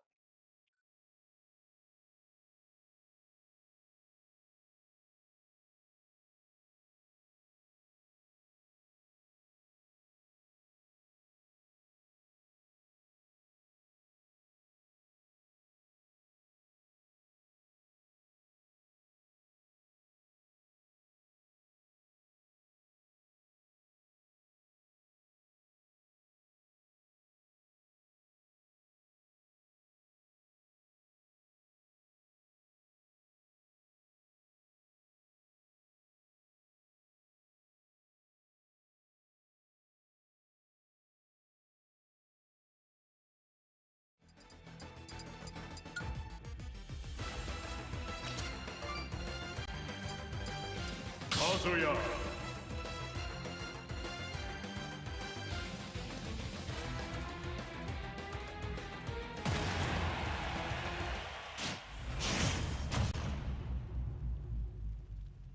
Three, two, one. All right, we have Young Link versus Kazuya, the newcomer to the Smash game. He's been out long enough for players like Riddles to start trying to do some really interesting stuff. What I think Kazuya's going to have here that's going to really help him in this match is he has that pseudo wave dash and a reflector, and if you can do one, you can do the other. So we'll see if he makes any good use of it. And other than that, we have the fact that he is light but slow, that he's heavy but slow, and we have that Young Link is light but fast. So any solid hits from Kazuya is going to be maybe enough to take Young Link to the blast zone, but it's not going to do him much good if he is being constantly beat up on by boomerangs and arrows and bombs. And Toast has shown pretty well in his last match that, of course, the comeback mechanic is exactly what the comeback mechanic is. But Toast in Brother play, Brother got that first stock, but once again, being heavy and slow is going to send him right to the blast zone. His Young Link is going to be able to just basically juggle him. You know, the worst part about attacking a Young Link in shield is you know he's going to pop V out of it. But it's got so much range, and I think maybe a win box will pull you in, that you're just getting sucked into it and you're taking that damage.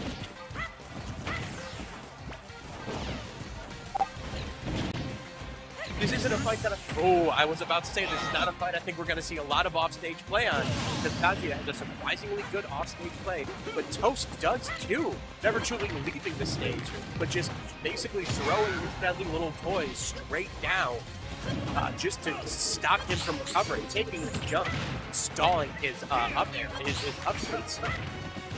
A nice deflect on the boomerang to send it back, but unfortunately there's not much more he can make out of it. This thing, and pretty much just left him vulnerable for a next attack.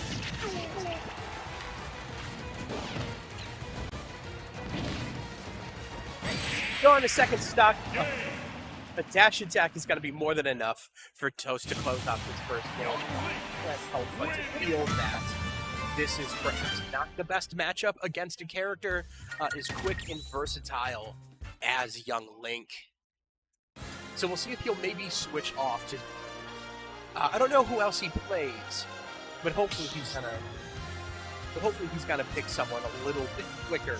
If not, he's going to have to pick something that he can make good use of Kazuya. He's gonna hopefully he picks something that lets him make good use of the stage, of platforms, of anything that is going to let him try to maneuver around and close the distance with this Young Link. There, he's going to need to do something with some combos. But Kazuya, like we're seeing right here, that's exactly what he was needing to do.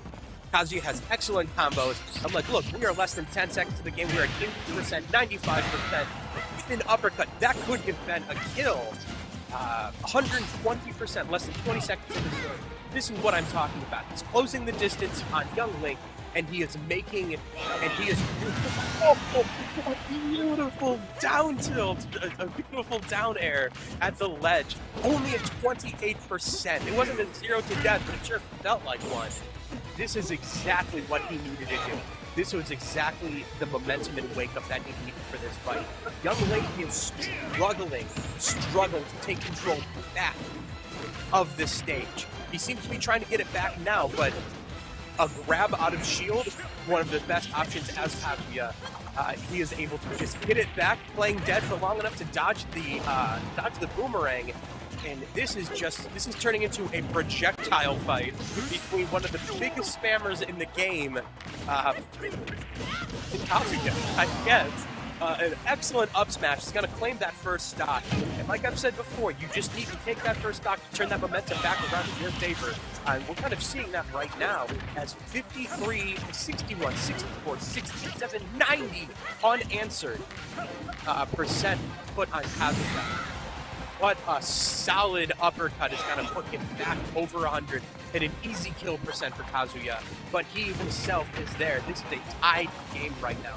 They're both at very dangerous percents, but having this devil rage, just losing it, it's not that he needs it. An up air would probably, up throw would probably kill right about now, but he still seems to be going for just anything, but an up B is going to take this second stock, leaving him with a minimal stock advantage. Oh, that was almost covering it back up. And the gap has been closed. We are looking at a 1-to-1 duel right now. Toast is opening up, just kind of dropping the projectiles for the moment, getting his combo game moving with that small sword and the multiple hits that Young Link can do. But Kazuya is seemingly struggling to try and get control back. A jab reset, another jab, and then an up special from Link is going to just pile on damage, putting Kazuya closer and closer to kill percent. But he's going to need to take this momentum back and get his damage in, get his combos going, and get his confidence back on top. If he can try and land, a forward smash to eat more than half of the shield. If he can get this double driver grab, that would be 40%, putting him at 280, which would put him in Kazuya's kill percent. But I think he just made an attempt, which means he's shortened the lifespan on that particular move. Just losing it. Things are starting to look a little rough for Brother here. Kazuya has been known to make these comebacks before, and a good player can make good use of all of their tools. But it's going to be Young Link with another up smash to finish the game, covering the jump off the ledge. Young Link wins.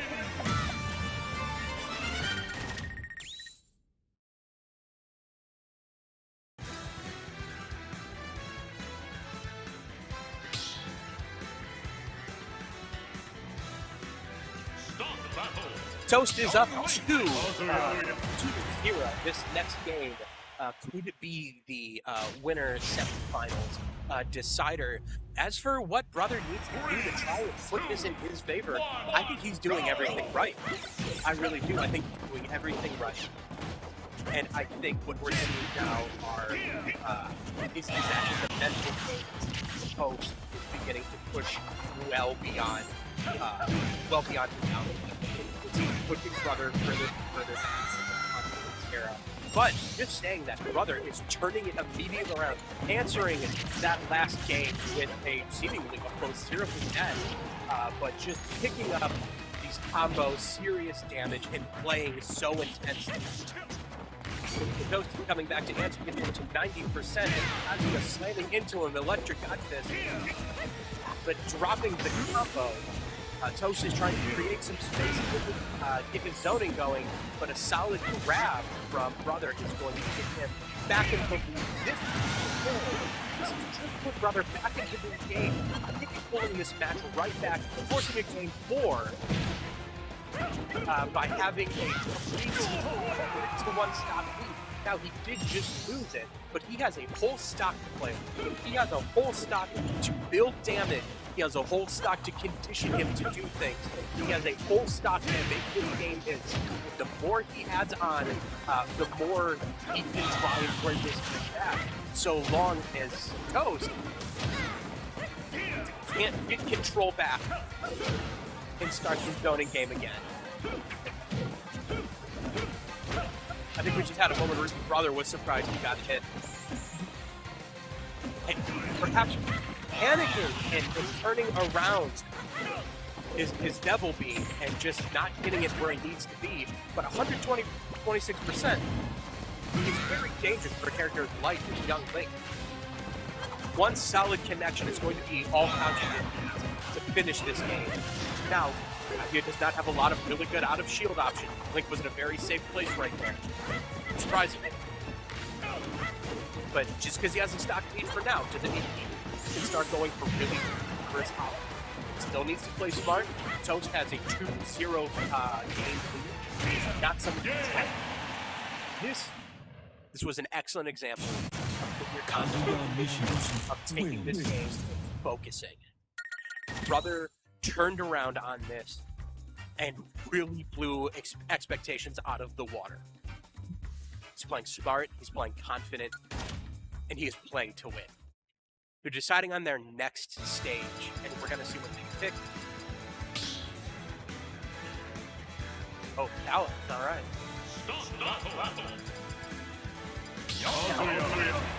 Young Link.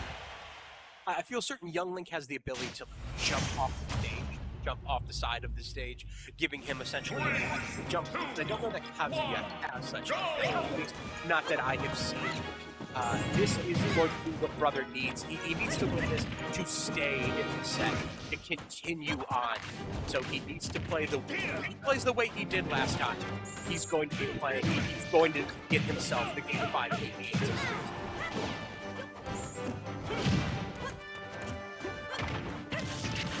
We're about 20 seconds in, and already 113% on Toast. This is no short feat for Brother. Toast is one of the best, if not the best in Ohio. So Brother coming in, just putting this work in, is really a testament to how well he is playing and how well he can play. 144 is, and still, as in with a stock lead, it's still a lot, but a turnaround that looks like in up air is going to be what Brother needs to claim the stock and bring them back up to relatively even percents. 50% is going to really open that gap further and further. 60% with only 7 on Toast. Toast is playing his zoning game that he should be playing it. If he keeps this up, he's just going to be building damage, building damage. And all he really needs to do is just wait for Brother to come in and take an up special like that, to get caught in the air, to get caught off stage. He just needs to move away and get his opponent up to kill percentage, which is just, he's seen a forward smash almost taking the stock. Beautiful combo. Right up onto that platform. This is going to be quite the climb, but we just saw Brother climb from the depths of this air and come back with a phenomenal game, really impressive game. And I think Toast has realized that he's up against somebody that he can't just easy his way through, that he can't just kind of zone and choose his way through. Brother's moved himself for the respectable opponent. Just hitting that kill, 22%, one stock to one stock, a fairly even fight. This is a really game to watch so far. Off stage is a great place for Kazuya. Recovery's good, but Toast has been playing so well, keeping everyone off stage. Oof. A great combo, giving him, close to 6% damage on that one? Getting his Devil Beam right. A solid boot! Could this get... This just took us to Game 5. An amazing comeback. Wow!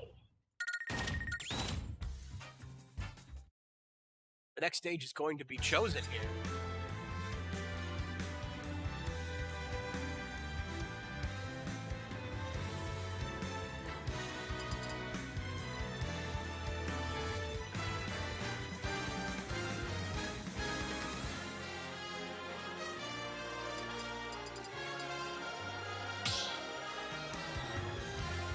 Talent. Start the battle.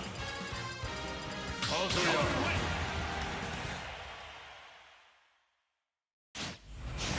Round 5. this is going to be for the winner semifinals. Now, Toast had pretty much won. Toast had won the first 2 games, looking like Game 3 was going to be an easy win. But Brother had very quickly turned around his past 2 matches to force this Game 5. Both of these competitors are just playing at a level that is so beyond my capabilities. And I think a lot of capabilities of the peoples here, of the fine players here. So what we're seeing here is probably some of the best play that you could find in Cleveland, and probably even in Ohio right now. So far, the percents are relatively even, slowly creeping Kazuya up to the 78 that Toast is currently at. Brother is trying to make some moves to control neutral, and he's doing a great job. The air game is pretty even between the 2 of them. But like I said before, you want to be to the side of young Link in the air, and that's a very good play for Kazuya to be. That's where he wants to be. Not too far, not above you, and not really too much below you unless he has his up special. But right now, they're both controlling the stage well. Staying on that platform is a pretty good idea, seeing as how Kazuya has that 7-frame jump squat, and frankly, just cannot jump for anything. But you do run the risk of that up B taking you off that platform.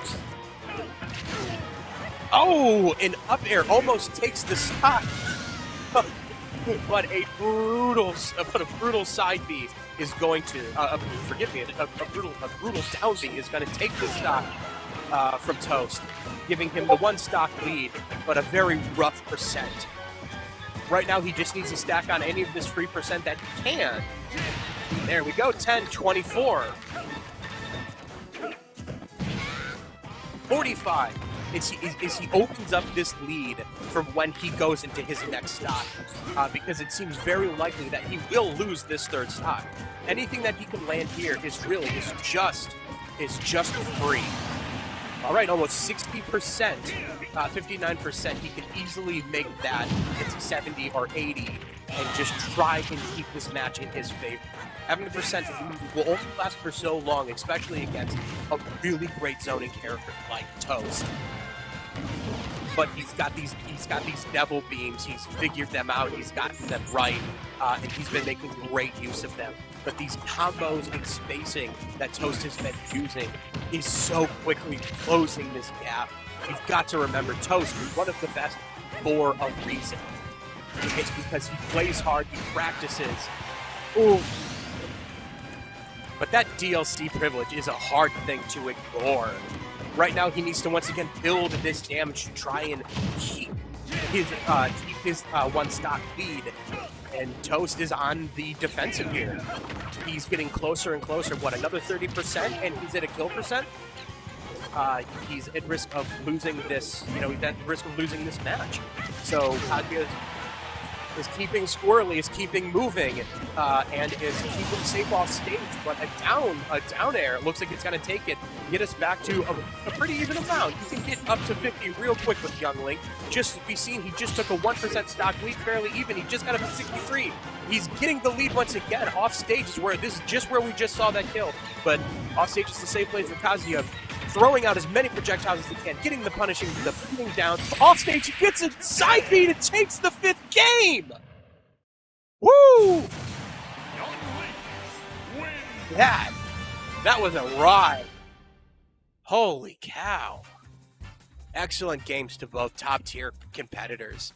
That was an incredible set.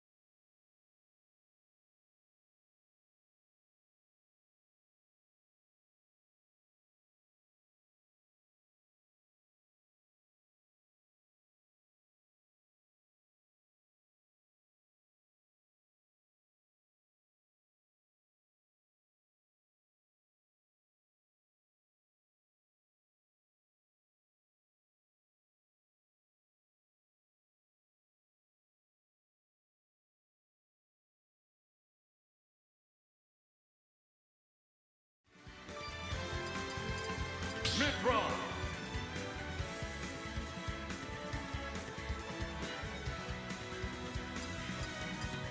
Kazuya.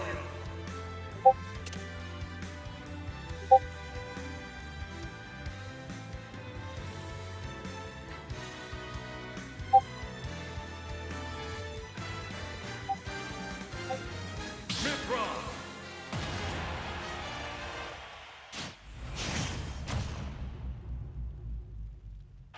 3, 2, 1, go!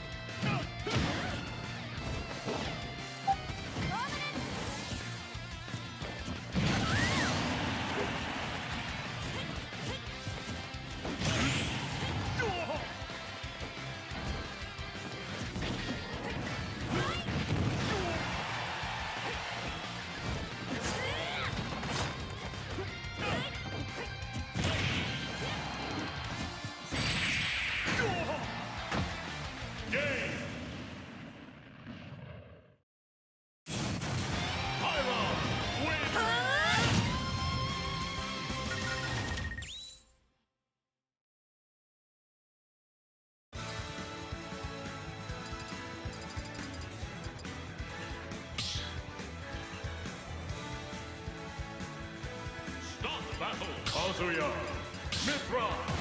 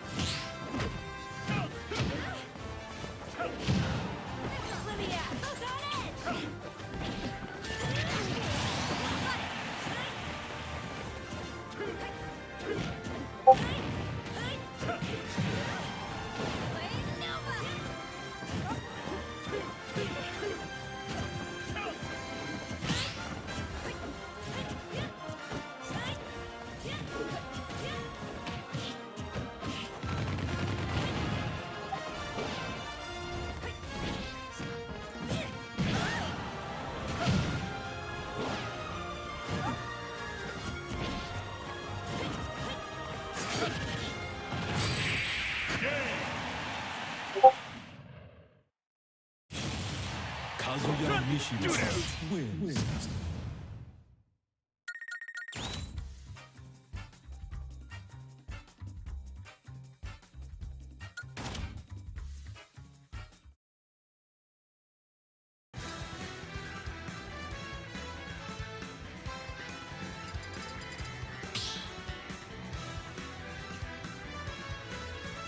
Start battle. Mithra, Kazuya.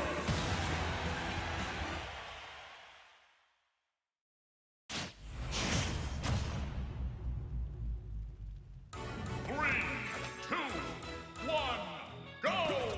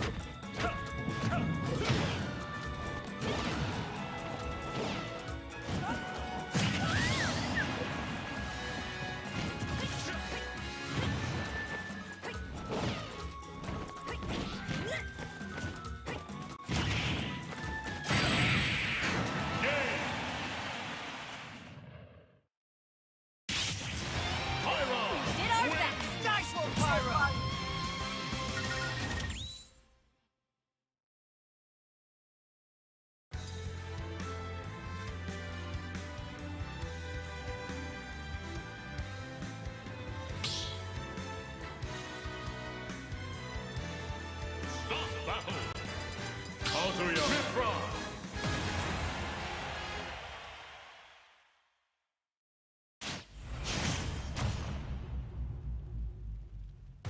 Three, two, one, go!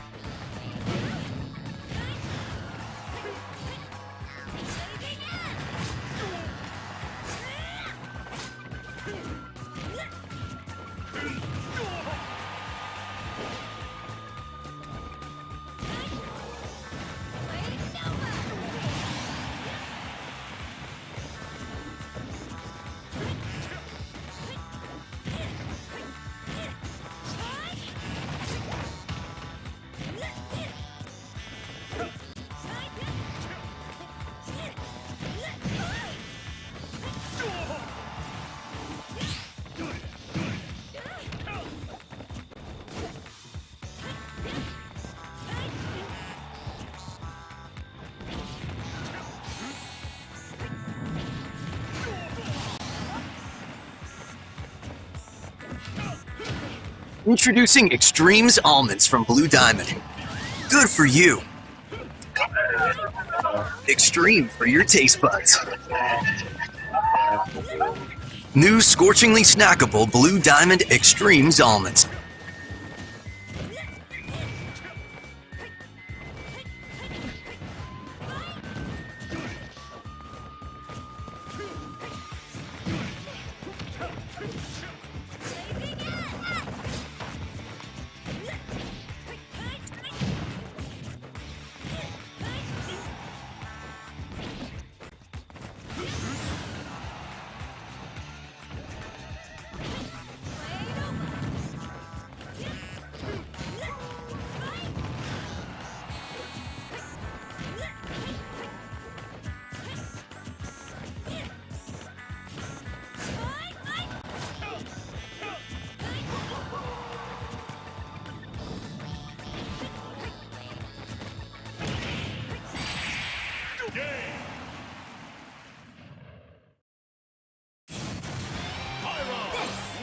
Power the Aegis!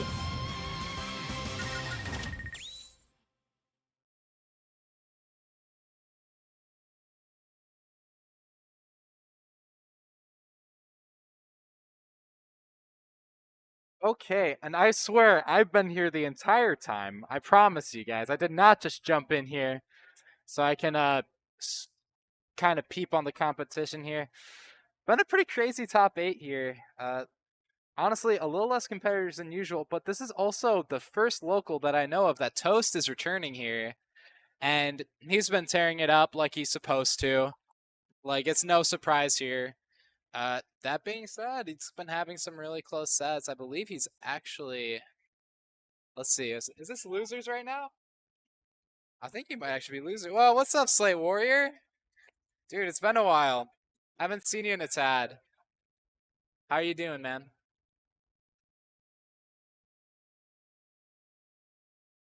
Yeah, I'm excited to see it. Honestly, I haven't been looking too closely at Toast play.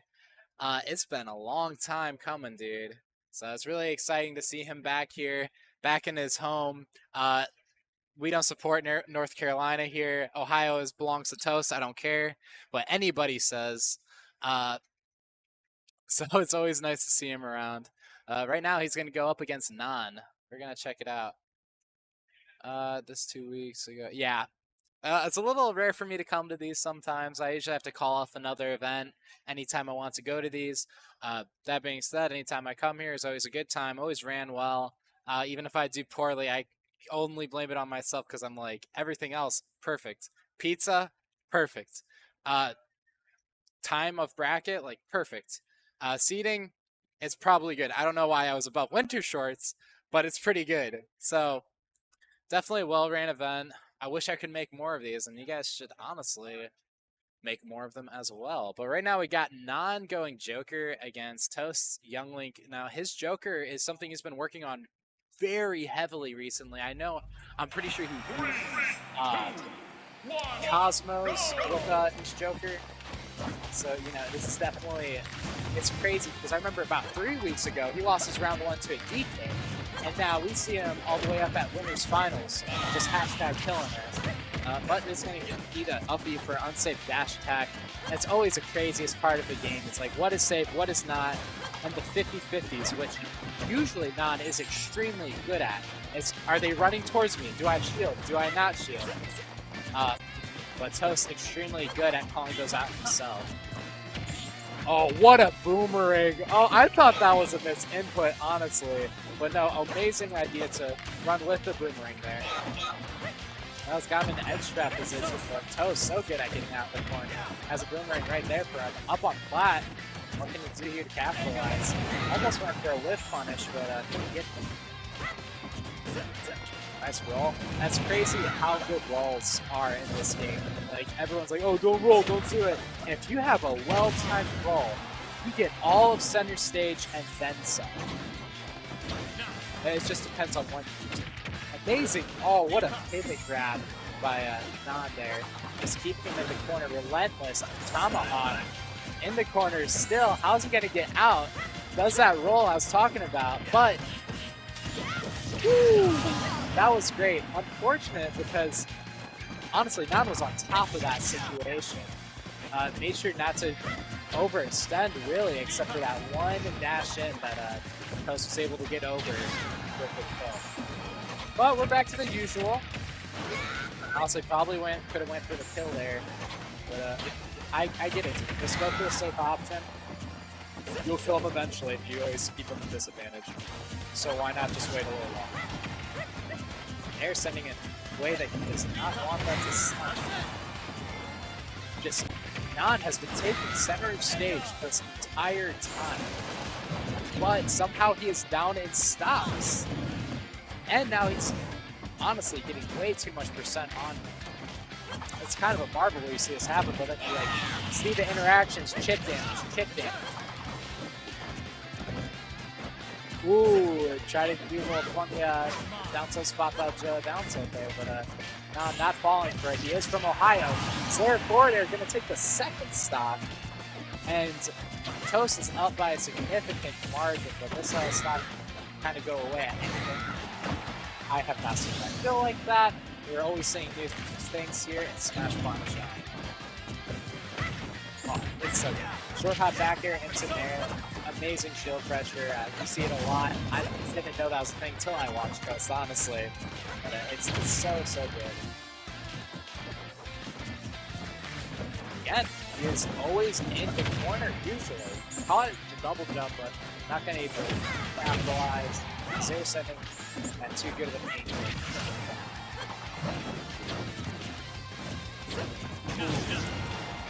Non's presence is just so strong, but somehow Toast ducks and weaves out of everything. Always guesses right, too. Like going for a random dash grab from the corner as Young Link while you're stuck there. You'd think that wouldn't be the best of options, but calling out his options of roll away, dash away, other things like that. To, get him back. Still great to be taking the second stock. Plus down smash. Going for a super deep edge guard. A little too deep, huh? He's actually gonna fall. He's not awesome. Let's see how kind of spice things up here in the second match. I'm assuming what he wants to try to look for is to get beefier punishes when he has them in the corner, because there's nothing really game-changing when he's in it's a terrible position for Toast, but he's just not getting too much off of it. He's not getting his kills from certain punishes, not get up attacks. other little things like that I'm sure he wants to look for. But it's so hard to do when you're playing against this small child that just runs around and throws everything.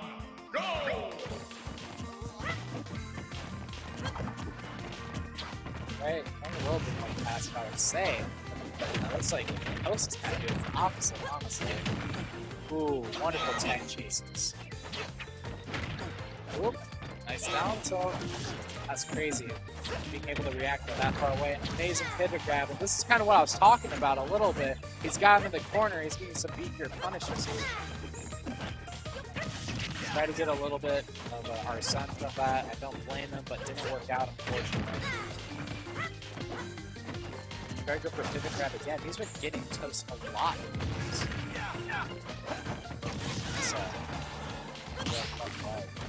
But again, back in the corner. And I'm not saying that's the worst position in the world for Young Link, but honestly, he has some tools to get out of there, like boomerang and even just fire arrows. Is that milkshake? Nope. Funny parry, I would have. No way! Oh, that's gonna be it. Honestly, you'd like to think like, oh, why doesn't he go for that more? But Toast is very experienced in this kind of gimmick. I'm sure he has a bunch of fun ways to get out of that counter, mix up his recovery and all that fun stuff. So it's really nice for not to save that for that exact instance. Make sure he gets the kill. Kills. Classic down tilt uppy. We see it all the time. Ooh, that bomb play was so good. Got him on flat. It's kind of scary. Fun idea for the falling thunder, but air dodge is out. Ooh, off stage once more. Pizza, singles on this lesson. Oh, same song again. Toast slipping out of here, and now it's his turn to kind of control some of the stage. Ooh, these tomahawks just every time. It's always getting. Young Link has some pretty good matches for that. Obviously, so the idea of him being trapped in shield and looking for that obviously is definitely a good thing that he picked up. Ooh, just a little too low, but sometimes you gotta kind of take a closer look at it. Was it because Toast SD'd, or was it because Nan's presence was so threatening that he actually forced him to SD because he did not want to get edge red?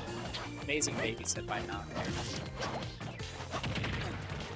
Got above him. Nice tether there.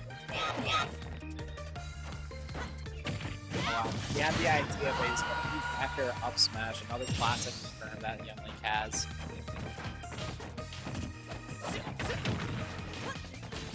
Corner dash attack. He's been getting a lot of these dash attacks from the very first one that he got punished for in his entire set. They've definitely been cleaned up.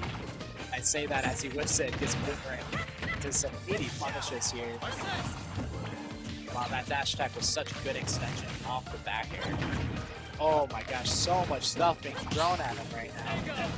It's just so smart of Toast just slowly giving up ground. It's like, hey, I may be giving up ground, but any of these projectiles hit you, I get to eat it all back up. And sometimes that's worth it there. Ooh, crazy reverse snare. Honestly, I thought that Nan might have been able to come in quicker, but he might have been trying to delay it a little bit to try to get away from maybe a reverse up B by Toast. But either or, Nan is going to be 2-0, or 2 games down. But honestly, he really adapted very hard there. I mean, it could be part of the counter pick, but I don't think so. I think that was some hardcore adaptation right there. Really picking up Elijah's ledge traps, mixing up the edge guard occasionally. Unfortunately, just going to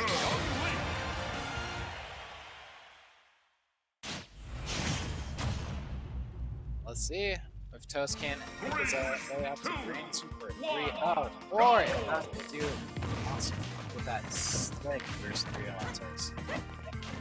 Definitely not possible, despite what I just said.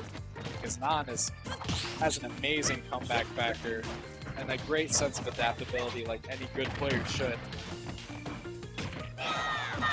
Ooh, pretty successfully to ledge. Man, even on parry. That being said, forward air might not be the best option to go for there. I'm pretty close to that though. Oops. Nice down tilt. Low profile, all that Toast was doing. Yeah, that's what I was looking for. You could see that he was running into his shield. He wasn't doing anything. He was sticking there. And I was like, wait, grab works against you. Got that nice one. Got him this entire stock, I believe. He's not making that back. Wonderful conversions from and on. Keeping off stage. Play his entire stock there. That's a tough play to grab on. But little suspect dash attack. Boom, back to ledge attack. Tom is already on the asshole. Oh! Alright, so I know a lot of people are like, oh, he aerialed, that wasn't an intentional footstool. When you're down there, you could actually be thinking about getting a 50-50 on that. Like, if the footstool hits, obviously he's gonna die, and if he jumps right in time, or you miss it, then you got an air. Like, just think of it as an option, so let's try to give these players a little more credit for this.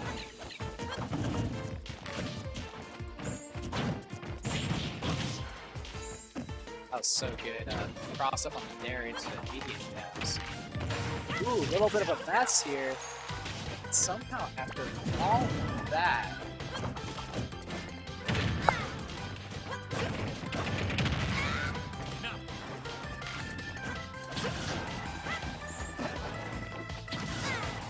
hey, he's in a pretty bad position here. Gosh, he's getting back every time.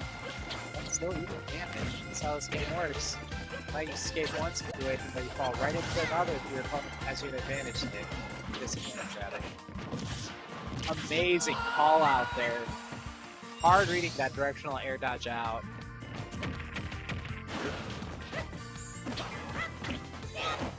Ooh, what's he gonna do? Honestly, I'm surprised that he's not using much F on the ledge. Don definitely knows this character way more than me. Oh my god, what a wave!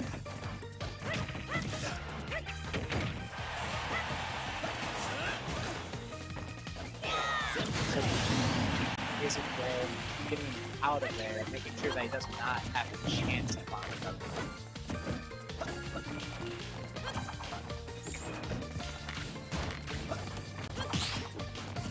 Oh, and now evading so well here. Making sure not to overstep all of that until then. And honestly, I don't mind that you try to go for that grab there because most of the time it's difficult. Ooh, what can you do here? Not much. Very safe. Well, safe for what it does anyway. Combo tool. Sometimes a lot of punishes are just noise. Back here, it's looking for the 3L right now. One idea. I'm surprised that he's not going for even Rebel Scar when he's off stage as well. I'm not saying it's a guaranteed kill. But that is. Toast. You're so confident in those conversions. So shout outs to him. Next match we're going to be seeing is Cytonix versus Abyss. I feel Abyss has been going on a tear lately. Personally. Like, it might be just because I lost him excruciatingly, getting 3-0'd, but I thought he's been doing pretty hot lately. So, we're going to see if he can keep that momentum up.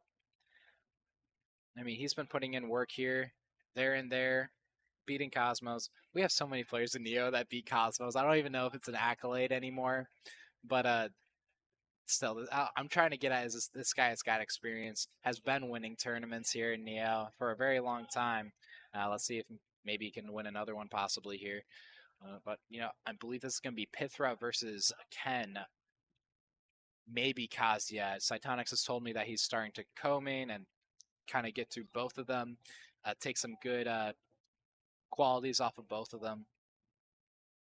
But I'm curious to see who that's going to be in this. I think it's going to be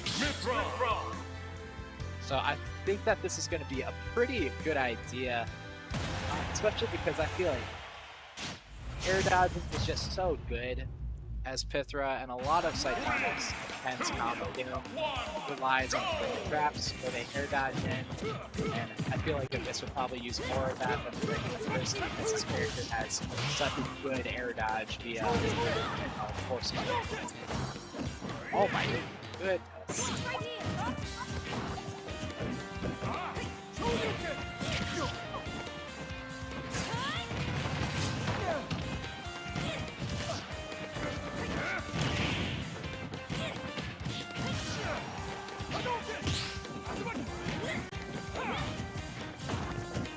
Hey, I have bubbles in my ears. I have like bubbles. Yeah, I don't know. What's going on? Really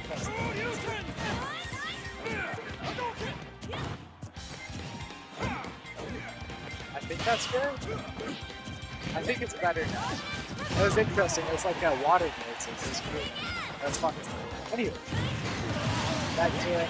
Hit him with the back air, I believe. He was dead no matter what. But that DI on that move is so tricky. Speaking of tricky, Abyss's cross-up game is ridiculous for this character. If you slip up once, you're eating an F smash, but not thinking that she can drift 10 yards away from a down rush. Because she can, trust me. I've experienced it a bunch. Onyx having that good start.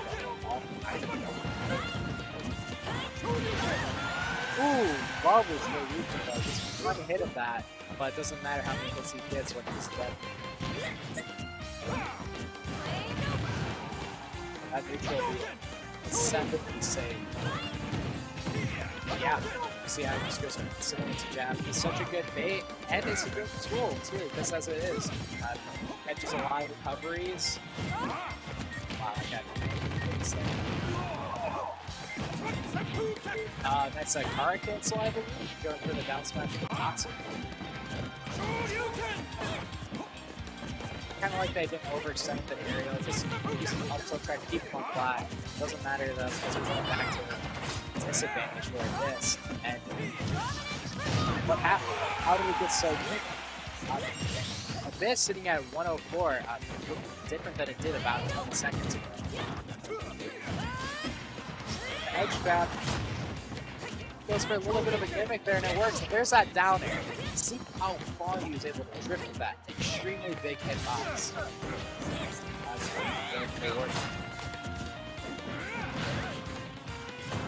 And an edge grab down here. What does he do? Killing the tree. Nice call out on the get up attack. That's what probably the main thing said. Uh-oh, hello. We got some fun there. There's some, oh no, that's it. Oh, yo, hold up. I just had a story about this, actually. So, I knew I'd win. now this is my bracket team. I was expecting to fight him at this one tournament. And then there's this guy, I believe it was his first tournament in Northeast Ohio. He was making a tear. He was a one player. Cytonic's. Cytonic's beat Abyss then and there to get to me. And honestly, it's like I'm rewatching history because that same exact shield break he got in that other set a long time ago. So it's really funny watching these kind of things and being like, you know what, history repeats itself. And speaking of history repeating itself, we're going back to PS2.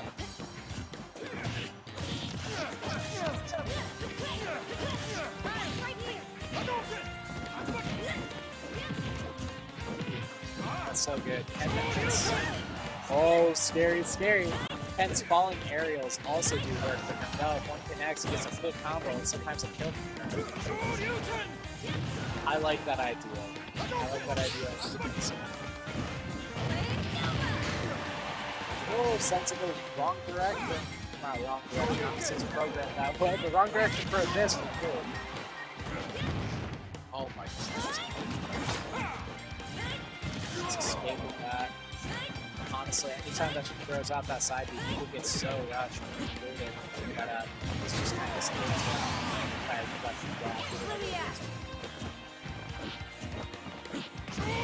Ooh, that was so good. Two of those ones that about there. But honestly, he waited a little bit. I think he was looking for that.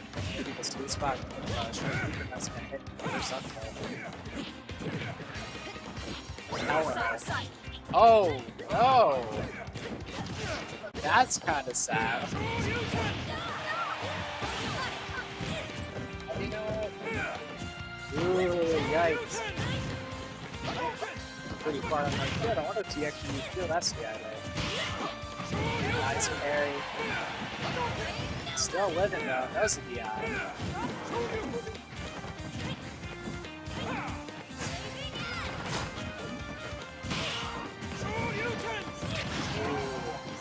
That was a little too much, man.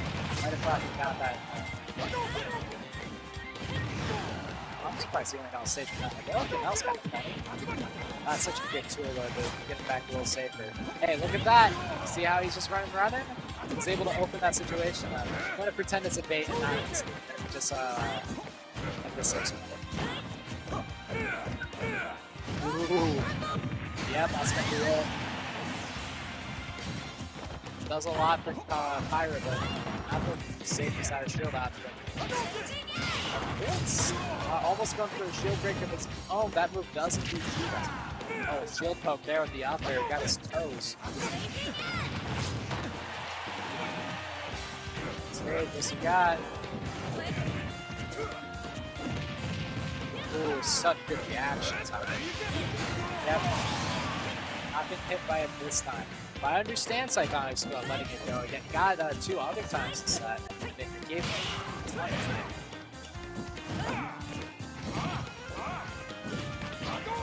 Ooh, this is the Shoryuken I believe. Unless you can try to do something fun. Maybe push him off the list goes on. You can get so creative in this game. So anything that looks like a missed input, no! But what are you gonna do? Are you gonna roll? Are you gonna roll and get this out? Are you gonna jump and possibly get hit by the move, which I believe goes into a kill confirm? Like, what are you gonna do? It's so hard to work with. Cytonic's taking it. Doing the gun. Honestly, pretty convincingly, even though it was close. The shield break and the pressure that he was laying down was not a fun thing for this to deal with. But again, we're seeing a similar situation from Toast-Non. Will he get the 3-0 and go to Losers Finals? Or will this get the reverse 3-0 and knock Psychonic's out? Definitely possible in this way.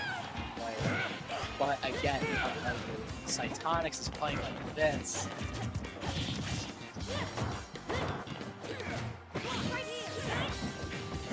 I was actually looking at, you saw earlier that he was doing up tilt, strong up tilt, I believe, to kind of stop these aerial approaches. That move has a chunk of hitbox. It beats a lot. I mean, like, a lot. Like, surprising amount that you saw, like, if it was like, oh, that's Haha Sword. Look at a little bit even percent. Right now, it's just a little bit stay in steel, stay in shield and die. Or will Cytonic's get one punish? That kind of seems like how most of their kills here. Who's that cancel? That's time. Catches that Tatsu just in time too. We're keeping it 0-0 here. I will not say they're playing Smash War, but I will reference it. Anyway, back into it. We got a ledge back going here. Scary spot. Does get punished though, surprisingly. Was not thinking down smash was that fast. Got him in the corner. We got aimbot helping us out. Tech chase. Still in the corner. Down there, super duper save. Ooh, goes for back air. I guess it's pretty good for what you guys damage from where you get there. Ooh, okay. Able to pick up all that upgrade. I'm not sure if that was a hit that he actually just missed that. And it's just hit for attack. They're just going stock for stock here. Back at 1-1, we're playing something much different than Smash 4 now. I don't know what game had only one stock.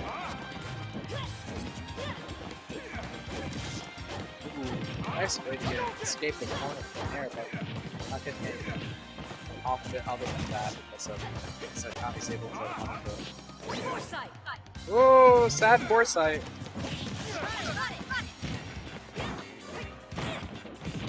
Ooh, that was such a good jump in forward there by Psychonics stepping that down. Knowing that any regular out of swing. Oh man. This has a sauce on it for sure.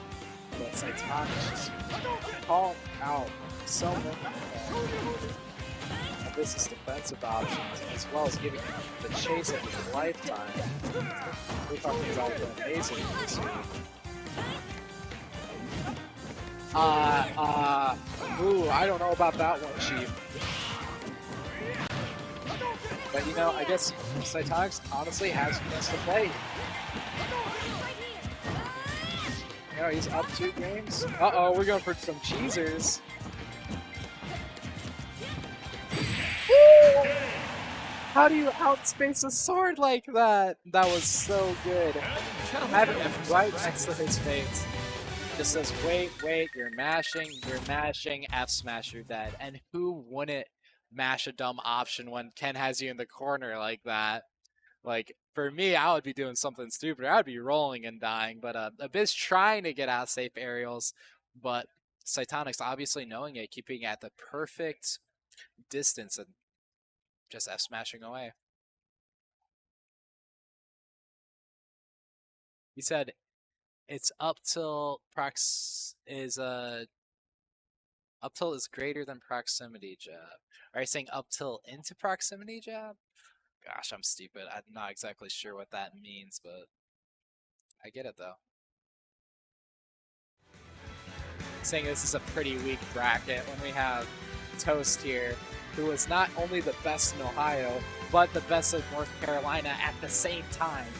Top 8 Frostbite, asserting himself as the best young Link in the world. Then we have Psychonics, who's honestly, I think is looking to be close to the best canon. I personally, like, there's not too many out there. I'm not sure. Maybe weaker bracket. But I want to say definitely something to slouch on for sure. Well, Psychonics going to stay on mid stage right now, fighting against non-losers finals. These guys go back and forth pretty often, so it should be a fun set to watch. Joker! We're going to see some nice clever edge guards away. Some nice mix-ups by Psychonics as well, which he needs to have. When you're playing against a character that's not used, honestly, even autopilot is just so good. You need a mix-up for everything. Almost. Unless something is working 100% at a time, non will catch on 110% of the time. So be careful. That's a Psychonics. Mix.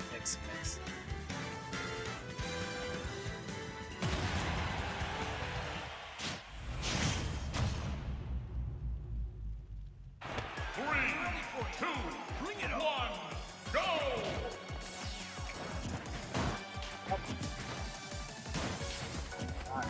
Ooh, that was such a good fight for center stage. Honestly, I'm a little bit more involved for these kind of things. So it reminded me of like, you know, stereotypical samurai dudes where they're looking at each other and the battle is to their minds and not even their fists or not even their swords. That's what that kind of looked like there. Who can get the stage control? Fight so hard for it, even when you're not throwing out attacks. Amazing hitter grab, why not? The king of this, apparently, yeah, he was, but after watching these games, it's like this. Ooh, none of those bullets hitting. Getting back to stage safe.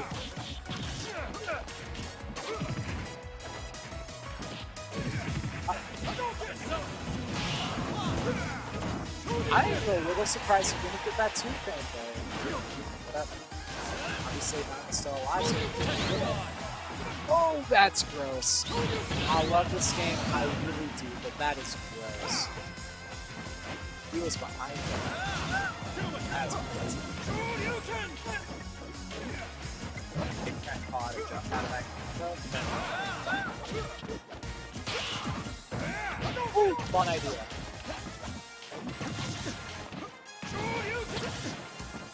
Pick up for you. Let's not put on this off. I've seen it work on Parmesan. Against players like John, who's very careful in their spacing. I think that their reactions will be staying away from things that are related to attack bases. Not the best of them. Surprise! I wonder if that has anything to do with invincibility on the right side.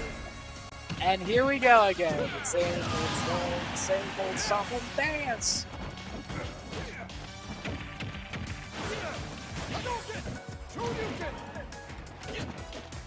That's one of those places where I feel like F-Tilt would be a really nice addition to his ledge trapping tool. You know, it has a multi-hit, so it catches a lot of people get ups, pretty free. Back to ledge, and here he is, he's incorporated! sorry, Cyclops. Honestly, they can't figure that out on his own. Ooh, I love those like two hops. Like he's able to get around there. Like I could feel the presence in the air when he was doing that. Forcing Cyclops to do something. Not just next time has to come out. Uh-oh. Ooh, did he get the second hit of it? I don't feel good. It's Iconics down stop. Getting phase. Could be a combo here. Up, above, and double. If only got that first hit, that would have taken care of that down dude. That's one of the factors, but getting a lot of those sides. I believe it's so tricky to deal with. Sometimes there is gimmicks to get around it. SDI inwards and sometimes fall out. But when the last hits you that DI out for that, or else you're going to Ooh, that was such a good double jump by Cyclops. Really threatening his position, looking like a warrior. Four bullets. You know, not he's just consistently mixing up his other cracks. Is he going to be full this time? Maybe not. Is he going to start mixing up cracks? He is. Is he going to start using F-Fill now? Is he going to do whatever in the world that was? Like, it's so good to not fall into the same old pattern over and over again, especially in that situations. I know I was watching some of the buzz. He was talking about just the flowchart that you have all your bases covered and that your movement's nice and crisp. I feel like now it has that fail too. That'll take the first game. No time to waste. I was looking good. It was looking real good. Honestly, that shield break a little scary, but not letting the nerves get to him and just closing it out. Looks like they're going with PS2. Fun classic. Not looking good here though. Might make it to honestly hands if he keeps playing out this way. But we've seen Cyclonics time and time again. Show up. Dish out some nasty punishes. And that's really all he needs. Because he gets consistent neutral interactions. Or excuse me, gets neutral. And just damage piles until he hits. Ooh, fun little combo there. I remember that was one of the day one with Joker. His forward air dash attack. Ooh, these bullet arts are crazy. A little bit of card cancel there, but look at this position. Look where John is this entire time. Just right next to him, but nowhere near him at the same time. Look at that. Just perfect reaction distance. But because he's so far away, Cytonic's doing what Cytonics does, and putting him into the kill because he always has to dash back again. Nice mix-up. Going past the ledge with that Dodson. Ooh, that was cool too, because he did it after the double jump. Which for me, I would think that he would go above that. But doing it at the perfect height where it doesn't get upward momentum so he can grab it. Smart backer too, you see it time and time again. That's a Jupiter classic. Am I edge trapping you? Back air time. I love that. Dogen into just run up kill. I'm a little surprised that Now he's calling out these Smash 4-esque interactions though, and just going with the grab. Because something Cyclones is consistently wanting to do. So run up shield and take up space. This and grab there.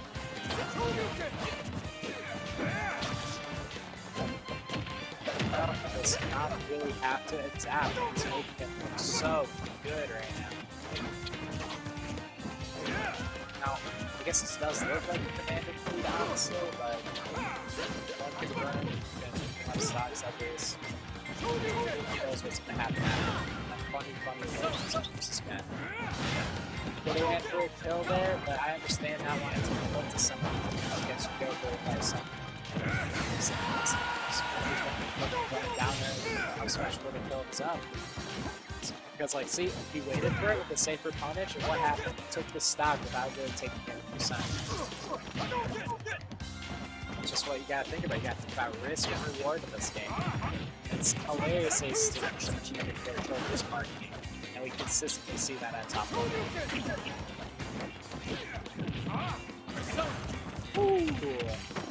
Oh, even doing tomahawk grabs when you're clearly in the corner, like, ooh, fun pass back air, that was so smart.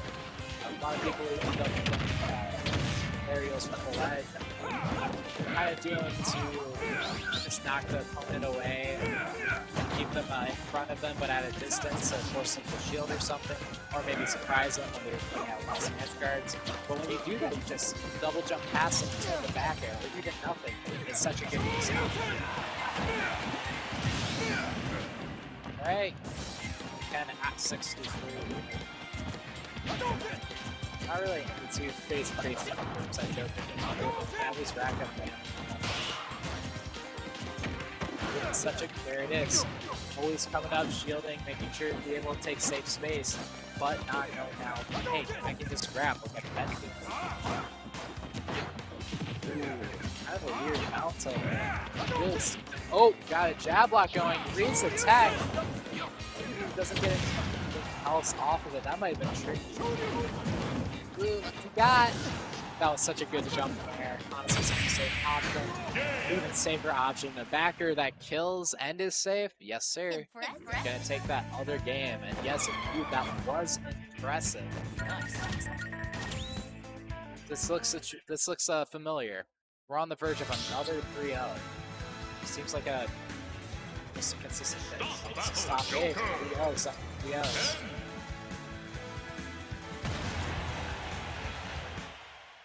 And Cytonic finish at the top. Or excuse me, not.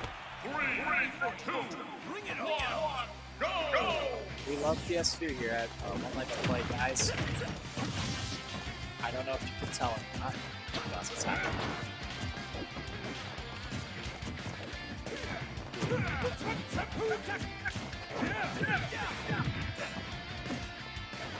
F-Tone's back there. We should see that.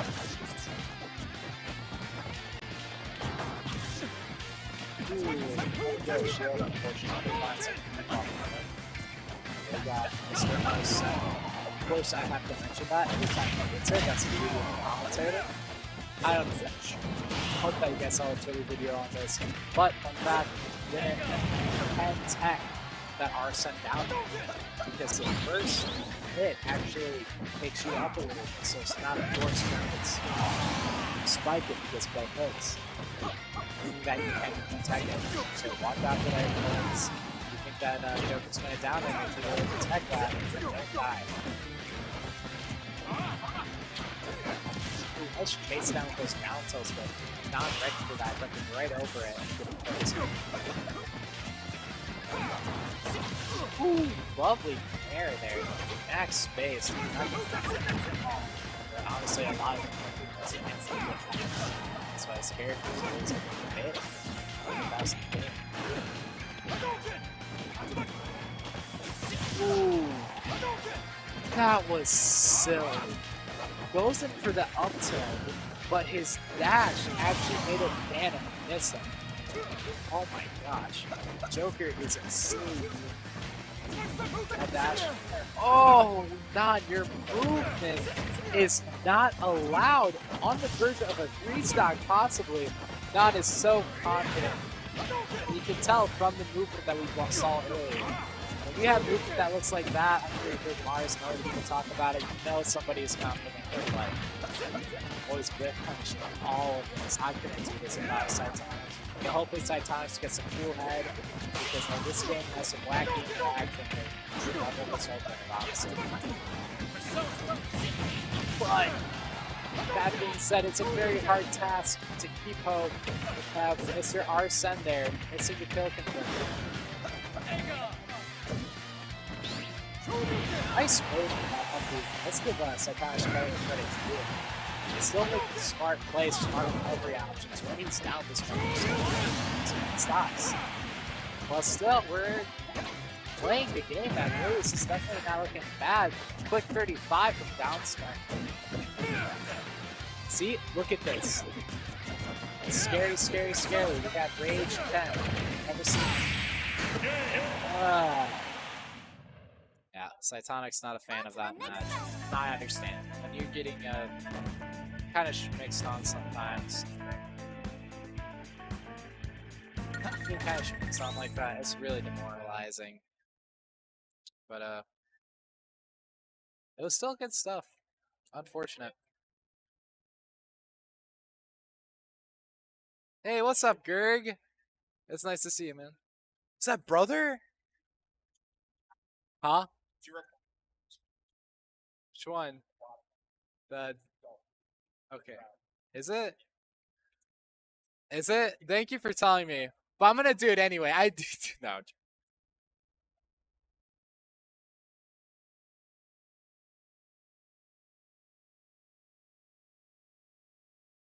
Interesting. I'm trying to think how that turns out. Let's see. How does that trap play out? Anyway, but let's look away from that for a second. Cytonics versus Nan. When you're just getting, I don't want to say outplayed, but he did kind of get outplayed on that. Having just everything with punished. You're just thinking to yourself, I don't play like this. What am I doing? Why is it turning out like this? And you're just kind of holding your head like, oh my goodness. Of course, you're going to get a little upset. I know I would, because you know I can play better, I swear. But I'm sure once he chills up a little bit, he'll understand that, you know what, Nan was playing on fire, because we all saw it. He was playing that crisp Joker gameplay, and we're going to see if he can continue to do that in Grands versus Toast. Getting a little bit of a run back here. Honestly, I thought that Nan was putting in a little bit of work into the Toast match. It definitely wasn't dominant Toast favor, even though it was, I believe, a 3-0. I think we definitely say that Nan had some very good qualities in their last set. So now it's just kind of thinking, what can I pick apart from that that was good? And what can I pick apart that was not worth it?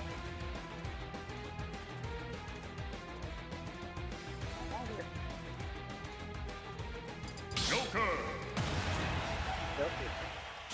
If this Joker gets up to non-standards when Frostbite happens, I mean, excuse me, Riptide, I don't think the world's ready for that.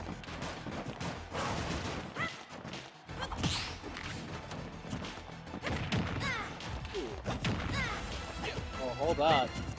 That Cytonics might be what not needed some confidence boost. Ooh, should be a bit of a punish here. Nice tag situation. Really fun idea.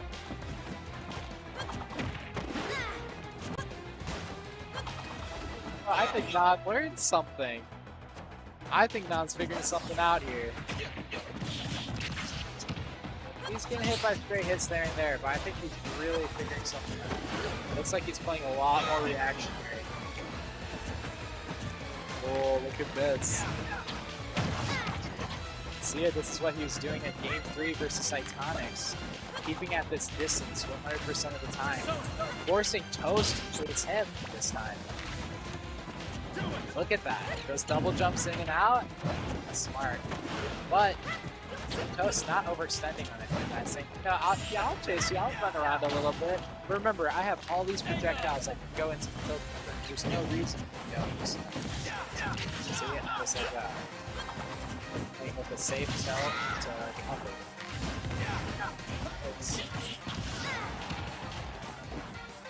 Corner, amazing empty hop up close.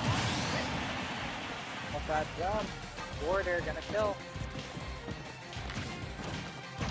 Ooh, it's so good. Toast doesn't have a roll habit, but he's been throwing it out a little bit there and there, so down applying pressure to force that roll to happen. Really smart. Great fire. Avoiding that exact situation as last time, now trying to jump in, force an option. He's like, you're gonna need a fire roll. That's that little interact. It's on 60 on the second stop.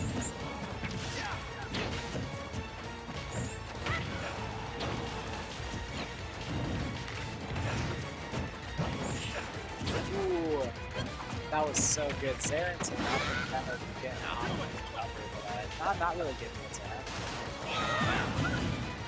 Wow. That was so deep. I cannot believe that. Just, obviously, I don't have to tell you this, but he's up 2 stocks right now. Not just to make a change. He's looking so good that first stock. They didn't focus on that second. Now it's dissipating. So that's one thing, when he plays a little bit more passive, I don't think he's big interaction that he can get upside.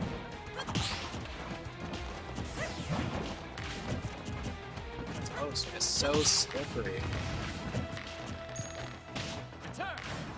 Oh, that was interesting. Alright, so nice last hit minute.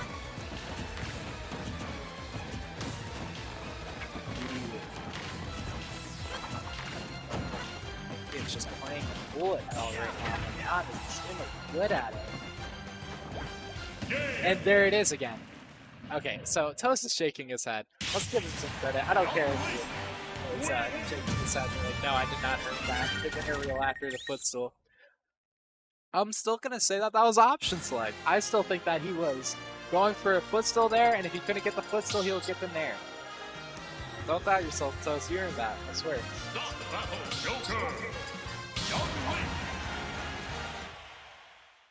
Yeah, it seems like Toast kind of figure out what to do when Nan wasn't in his face 24/7. Just kind of slowly approach with your aerials and projectiles without overextending. And see if Nan you're gonna stick to that game plan like that, or if he's gonna change it up a little bit. Ooh! Oh, that was so good.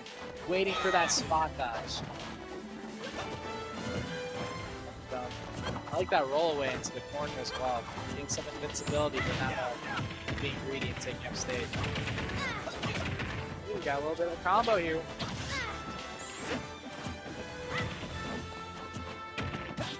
Woo! This is the jab. So nice. Nice. Yeah, if you're not confident in punching it, don't try. Keeps racking up. Oh, hello!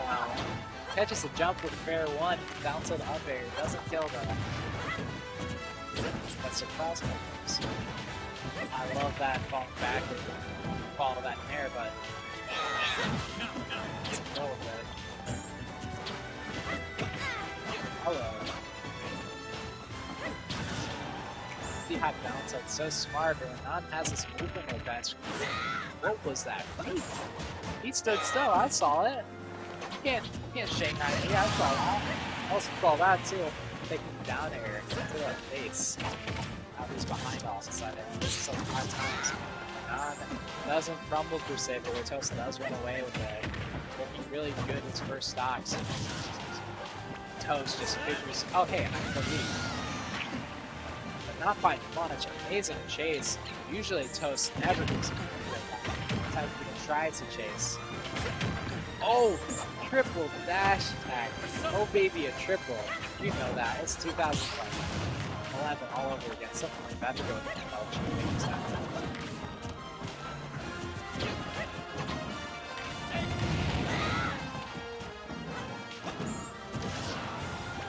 dash attack.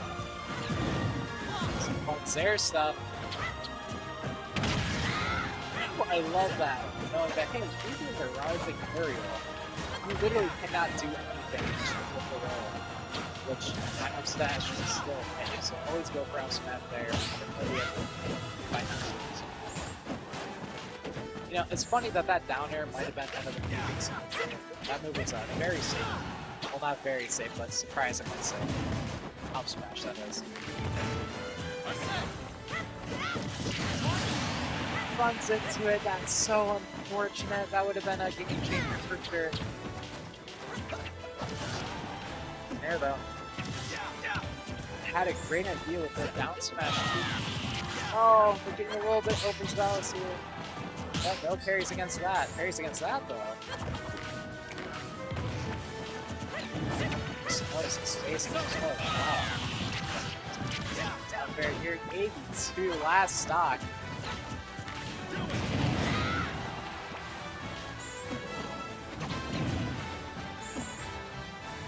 So good. Not.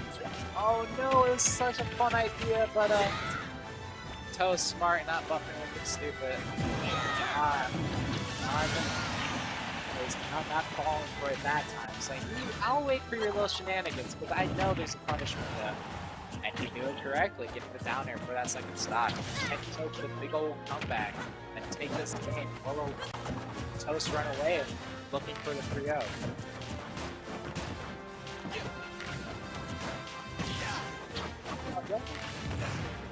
Let's have a little bit of trouble killing if they can't get all their fucking kills. They don't really do much off the straight hits. Now that he has an improved kill throw, he can get a little bit. He's alive! So I said, not killing. Alive, he was able to narrow out his shield and he's dead at 150. Honestly, might not seem that much, but it's enough. They make that like young Link.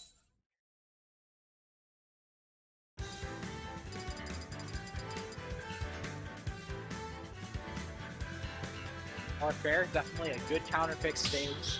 Okay, we're back to PS2. PS2 is getting all the way these days.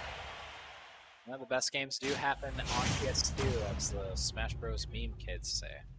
3, 2, 1, go! Ooh, silly thing of hits today.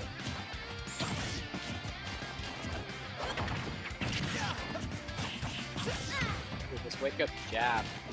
Oh, what a chase. I was trying to get a little bit of a mix up there, but not having any of it. And again, this goes to the same, that his tech chasing is just so incredible. Ooh, run up shields. Double roll. They're looking pretty hot right now. Yeah, I don't think that was an ill-advised get up attack. So there's a lot happening on screen, and having an invincible move, which out of the corner, not a bad idea. Ooh, we're getting some Smash 4, run up shields. Oh wow, someone reacted.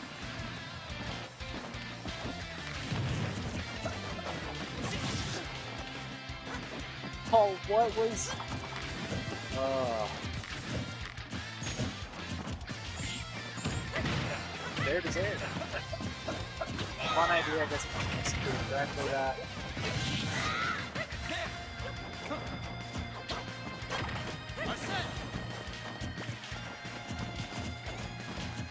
I just can't see what happened to all of Don's amazing tomahawk grabs. I feel like they would be so valid in this match right now, but he's not getting it.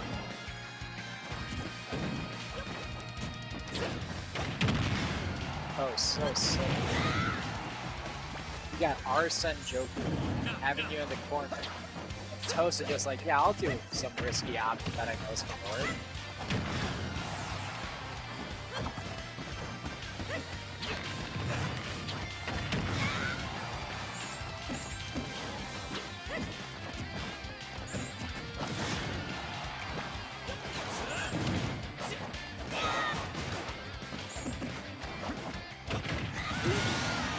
forward air, straight hits.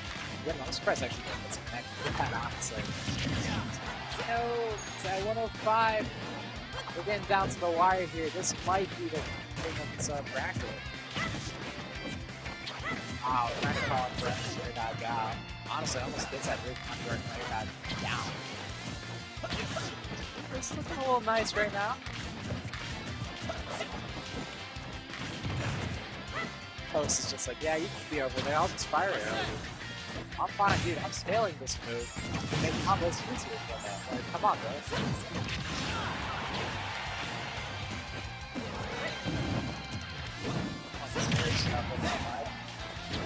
Ooh, out of it. For that up smash. On. Oh. Right as I was gonna say, slowly making the comeback. It's in my character. Here we go, same old story, same old song and dance. Oh, keeping him away with all this stuff, not trying to bait him and feel unsafe. Toast, not. Oh, you hate to see him like that. But nice tether cancel. Ooh, that was close. That could have possibly been it. Hit the middle stage on the platform? I don't know. It falls out of it just in time. Dash back out of the corner there. Those burst options really get you out of a lot of situations. So you see that in a lot of characters. Ooh, goes from there. Has him off stage. Again, still doesn't overcommit. Am I up a stock? I don't care. I'm not giving it to you. I'm gonna eventually take this stock and take my own time. I have 2 minutes and 50 seconds on the clock. Why do I have to rush this? I'm off.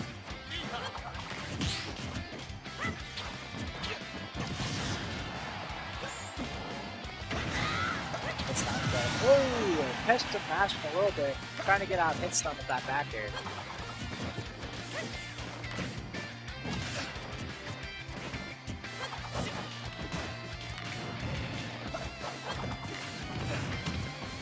A little tense here. I'm a little nervous for our boy Nan, because Toast is just so good at chasing. That is another 3-0, which just happens over and over again.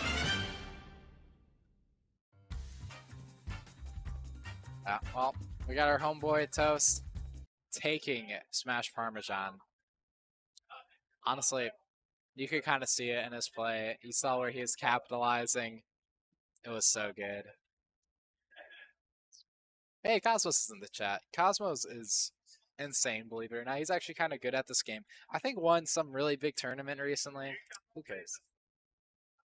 Okay. So we got Thug Finals against Assman, who is #1 on the PR of all time, has never lost a game, against some loser perp. Never lost the game to Perp, which, I mean, I don't think he really plays the game. He plays DDD, and you already know that's a Scrub Lord character.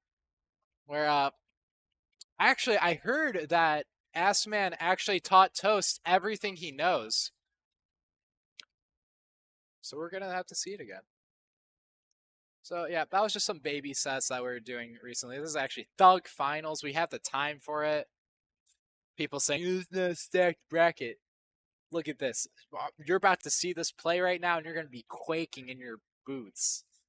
I swear, man. This is going to be a good one. No, I mean a good one. I mean double JV4. Triple if it's a best of 5. Assman, going to take it.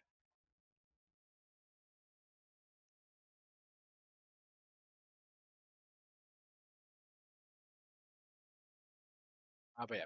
While we're waiting for this fun match to start, yeah, I hope that a lot of you could have learned from that set, because I know I did. It's funny watching good players be good, honestly. But at least I could understand how good their play was. Like this, which is going to be incomprehensible when Assman is just playing on another dimension of foam.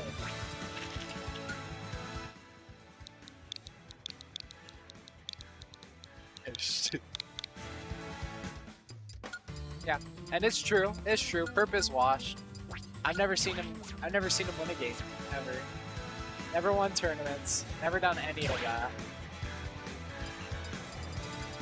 Yeah, Perp doesn't even enter these tournaments, and it's not because of TO, he just knows he's going to get 0-2. He knows it's just a sad experience for him.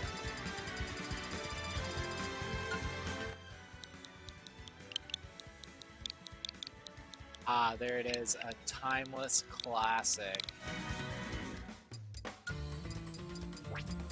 Now, Assman, just so clever and funny and handsome compared to Perp, it's just he's just a different league on all fronts.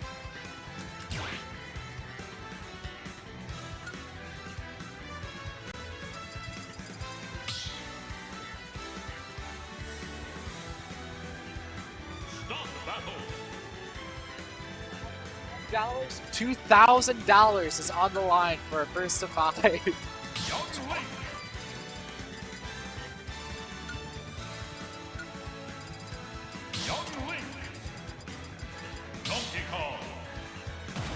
Yeah, it's going to be pretty embarrassing for us to watch this match. Seeing Perp gets absolutely manhandled by Aspen. We're just going to kind of get into the play, and already taunting like a scrub, not understanding how competitive Smash works at all. Yeah, pretty much just mashing on his controller. Honestly, yeah, really not a true combo, not going to work. Aspen always knows how to get out of everything 100% of the time. But you know, sometimes even a toddler can beat Kaleo sometimes. Because you just have dumb super armor options like that. DK obviously one of the best characters in the game.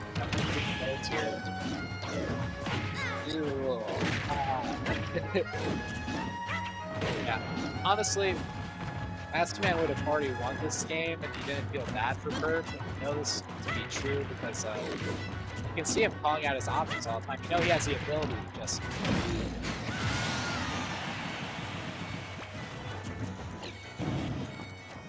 Anywho, back into it. Giving up an easy shield to grab because he knows that would flip the lane. You guys wouldn't appreciate watching. Oh no.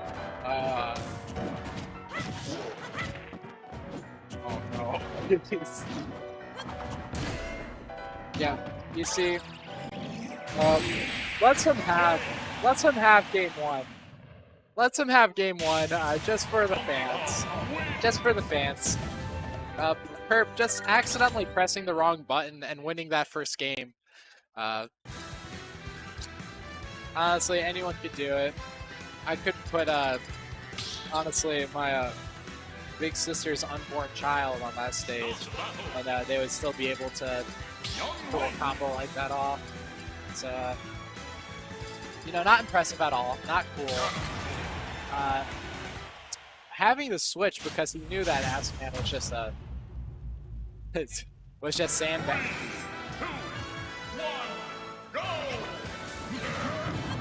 Oh yeah, dashing down B, like the Wi-Fi warrior he is. Oh no! Oh god, no! Please, shit! Messing up the edge guard like all bad players do. Assman with these brilliant projectiles. Harvard graduate, actually. Graduated top of his class, has over 600 confirmed kills.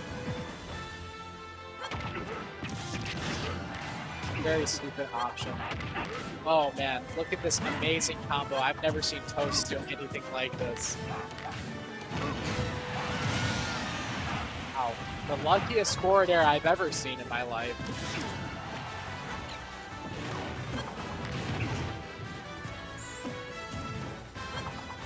Yeah, this, honestly, what I'm observing now is just Assman always outplaying him 100% of the time, and Perp just getting these lucky hits there and there, Really? and not doing anything. I don't know. I don't know. So, fudge! Alright, so, like, This is the worst commentator's curse you've ever done.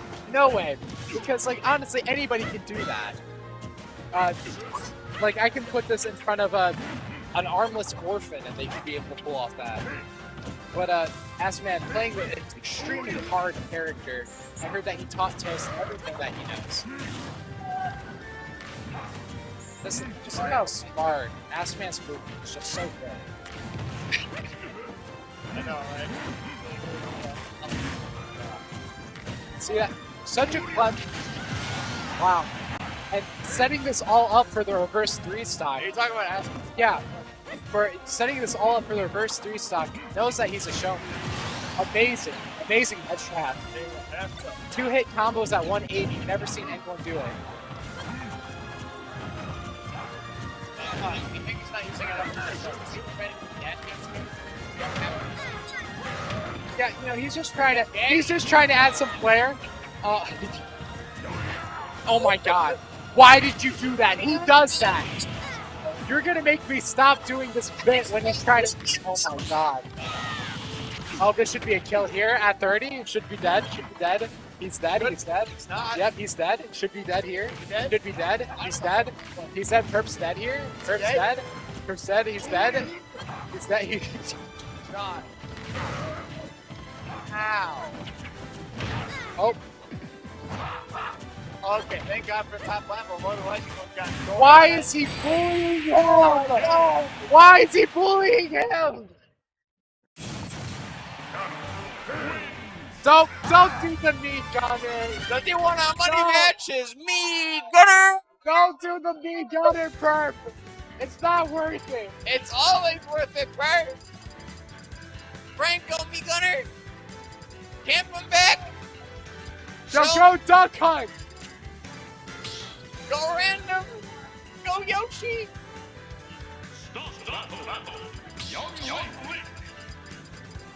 That's not me, Gunner. So that's not duck hunt. I never seen you play Kirby before. That's not Yoshi.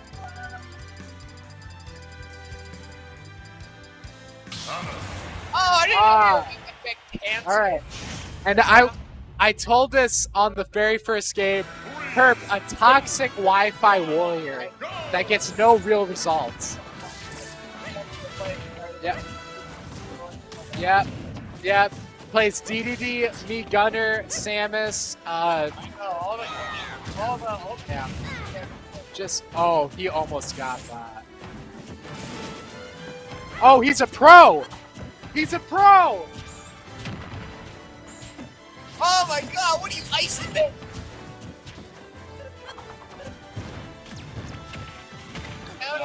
He's not Icy Mist. He's so much better. No, you're. Oh my god! I can't do that.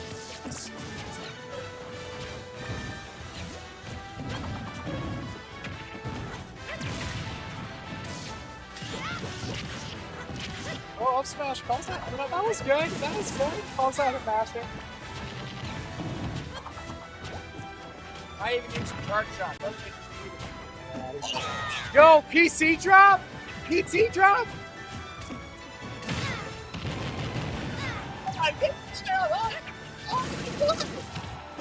Oh, holding down, make sure you got that last hits. Funny little things like that. God, what are you doing? He's so good!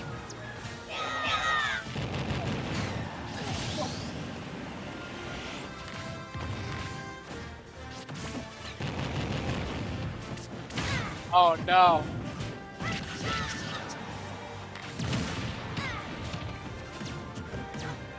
Picking the router, Perp!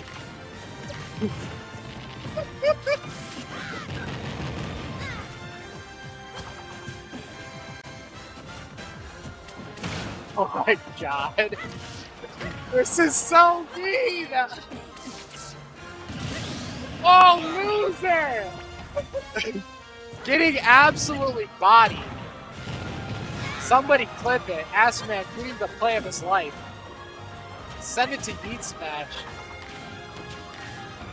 Top 10 most epicest stocks. Featuring all Assman. Why is he shielding? Just stand there. It doesn't go through Deku or whatever. Deku! Yeah, you know, he's actually kind of doing a lot better, honestly. Yo, Milkshake! Nice SDI. Nice There you SDI. go. There you go, John. There you go, Ash-Man. Let's go. Ooh. Do it. Do it, you won't. Oh, fire.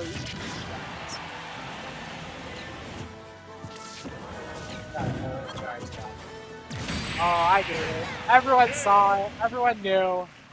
Everyone knew that was gonna happen. There's nothing like a charge shot to wake you up. I'll tell you what. I had to go to work at 5:30 today or 4:30. I just drank up a whole charge shot, kept me up for days.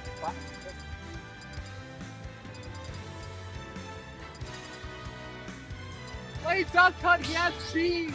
Duck Hunt has jeans, that's funny!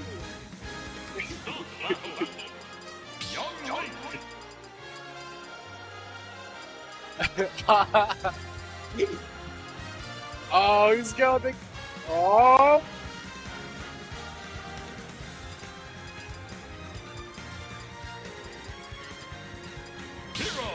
Hero. He's doing it! This one's for you. This one's for you. Karma, we miss you. 2, 1, go! Alright, Aspman, gonna go for the 6-0 to dash.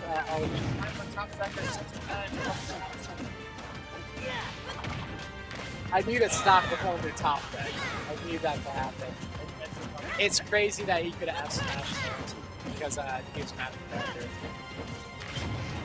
So He was thinking about it. ooh, he's thinking! He was thinking about it.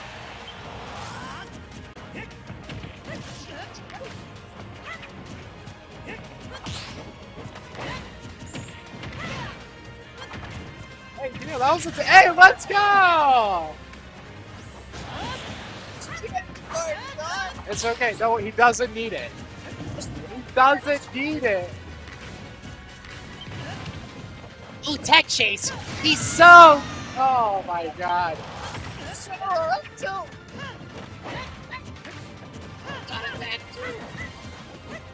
Oh, he has a decent cut down, so he figured it out. Oh my god! Oh my god! Oh no, man. Man. I think he's a grown man. An ass man, if you will. Hurt making him look like ass boy, am I right, guys? Yeah.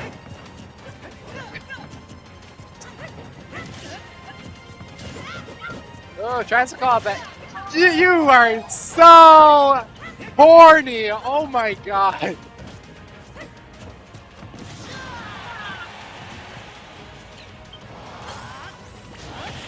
Why did Assman agree to this?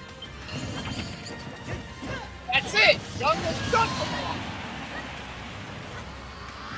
Thanks, Mom. Let's go. It's a bait!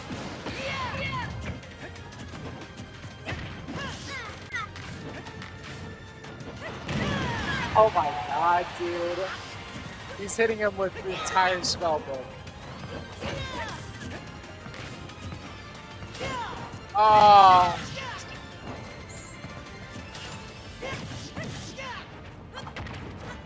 Oh, Perp has no fundies.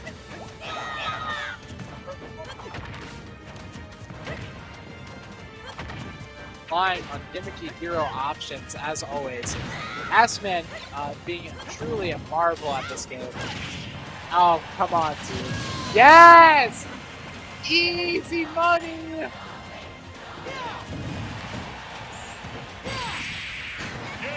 It's whatever. It's whatever. It's whatever.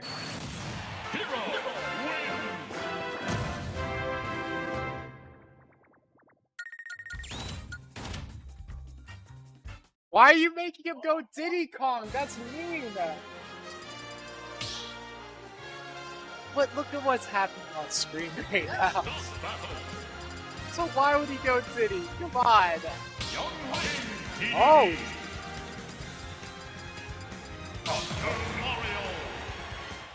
Let's go, Frank. Oh my god. Dr. Mark, the doctor is in. The Doctor of Death making a guest appearance here. The black doctor coach. For your funeral. Oh, reads the spot dodge.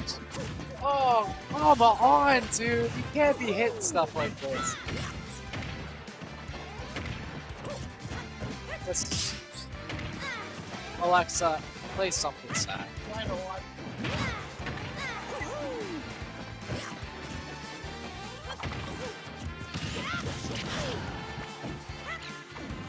Oh, this is looking a lot more even. No, this has nothing to do with this. What an edge guard!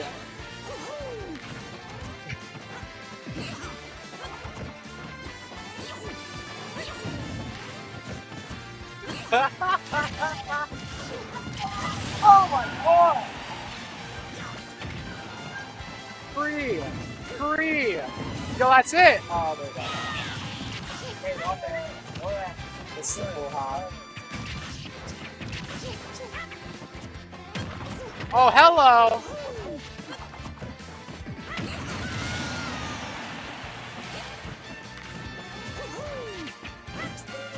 He's watched it right there in the bag.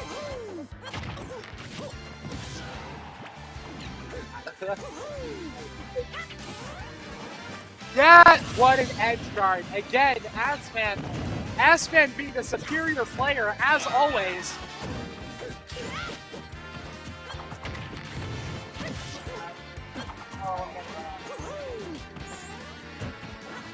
I don't know what you're talking about. Look at that. He's up by a stock. Stock and a half almost. Oh man, what a combo. No! He's got the lock! He's got the locks! He's looking Amish with these locks. Oh my god.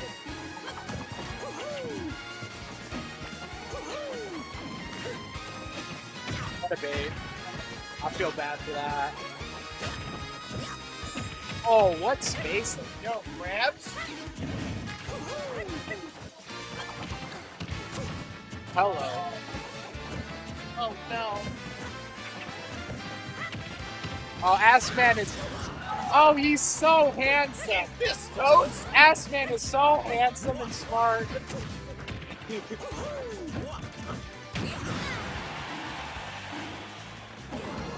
No.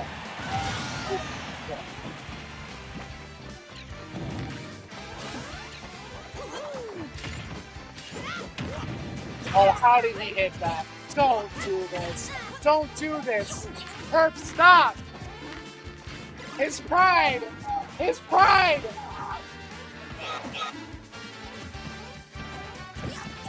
No, just because June's over doesn't mean you have to kill his pride, dude.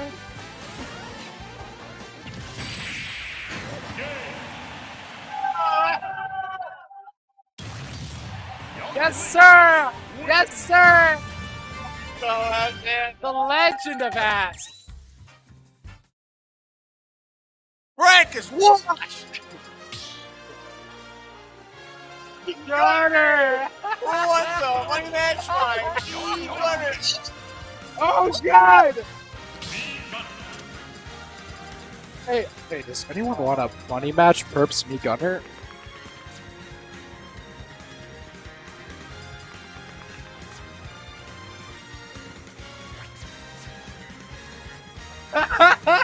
Make an ass man be doing it! I love it so much. Yo, Sam? Please do it. Oh no, we'd have to go to the dating and all that stuff. Oh. This is probably the most competitive match I've ever commentated for. Oh, absolutely. By far. Yeah. Not in a country. Yeah, Assman. Yeah, Assman purposely losing 4 games in a row to try and please the crowd with a reverse 5-0.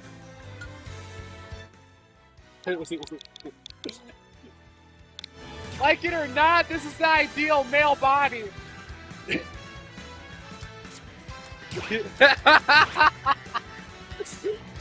Get your pronouns right!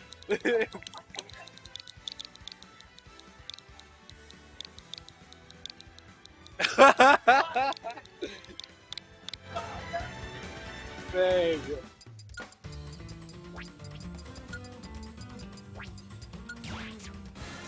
That's whatever.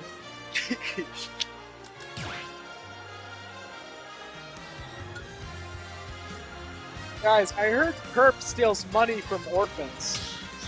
I think this is true. I can confirm it. Yeah. No, I mean, Perp steals from orphans. He told me himself. He started bragging about it.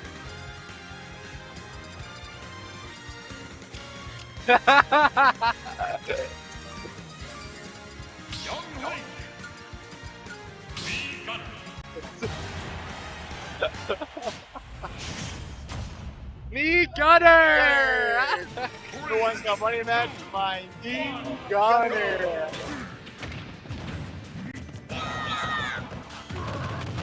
Yo, that's cheating! That's cheating! Nah, he's playing a. This isn't a real character. You know what the kids say.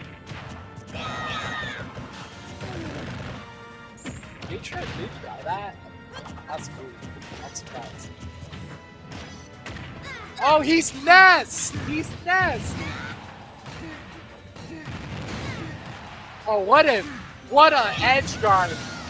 What a sick edge guard! He's so good! Oh my lord. Boo, it scoops! Yo, you. Oh my gosh, we saw him just play Samus. We know for a fact it's a lot better. No way! Yo, kill him for it! What movement? Ash moving.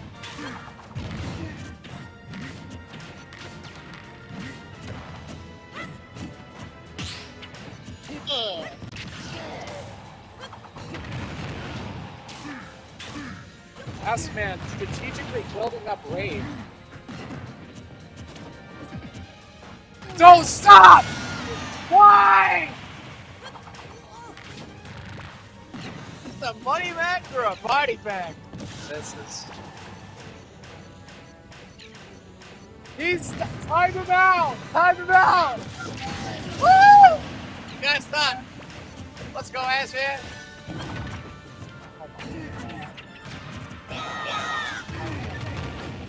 Lineup smash is broken.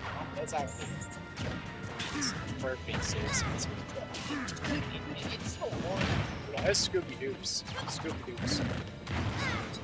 Oh my god.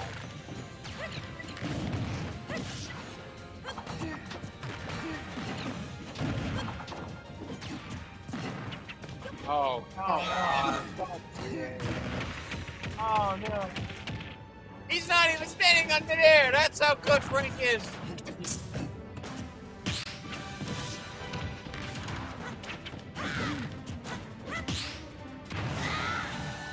oh, let him have it! Let him have it! No way. Let him have how much though? Having the whole game. The whole game? Don't hurt him like this. Alright. How does he end this? Oh my god! Whoa! Who's that? We'll find out! He drank his milk! He drank his milk!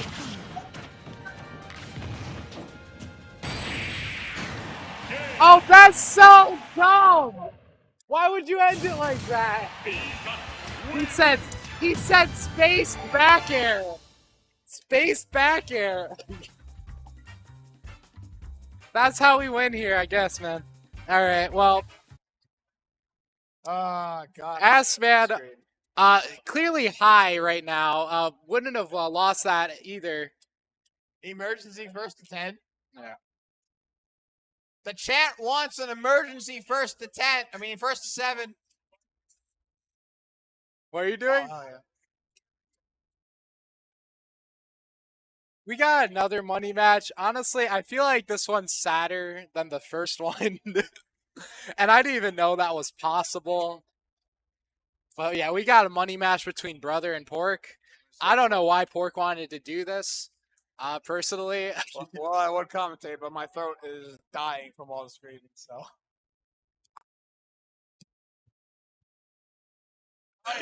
I'm so mad, dude. It was the Ganondorf match. That's the one that made me break character. I couldn't cheer for Assman anymore. That was crazy.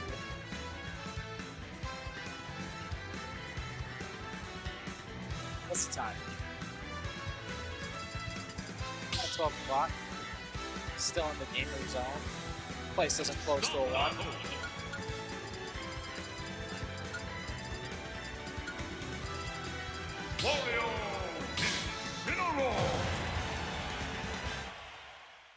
I think I might have to hop off commentary for this one, guys. I'm gonna watch the first match, see how this goes. But if it's too sad, I might stop.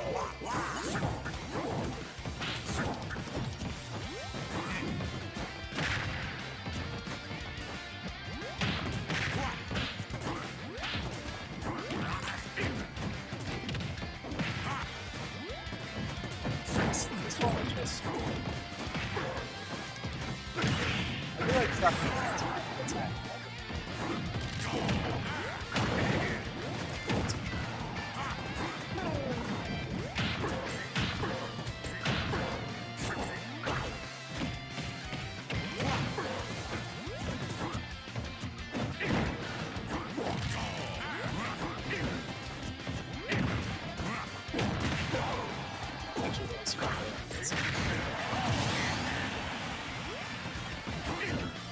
Unfortunately, this one is not as funny because it seems like running against the sandbag and stuff.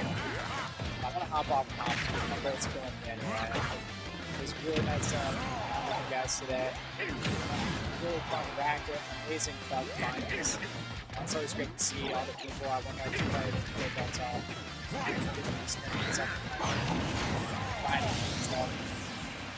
That's cool. But, guys, I'm gonna make the play number 59. Congratulations to us. Someone might take my place, but I'm gonna hop off commentary, okay?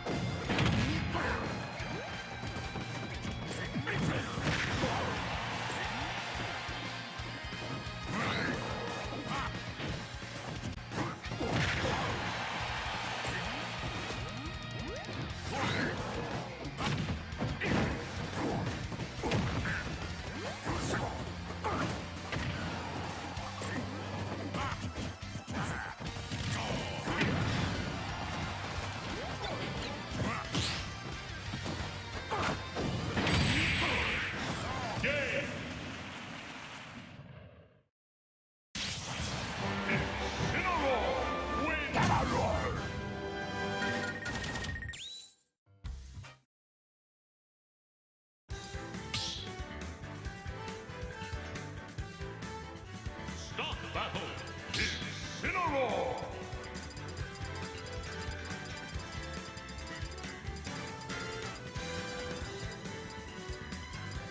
Ridley!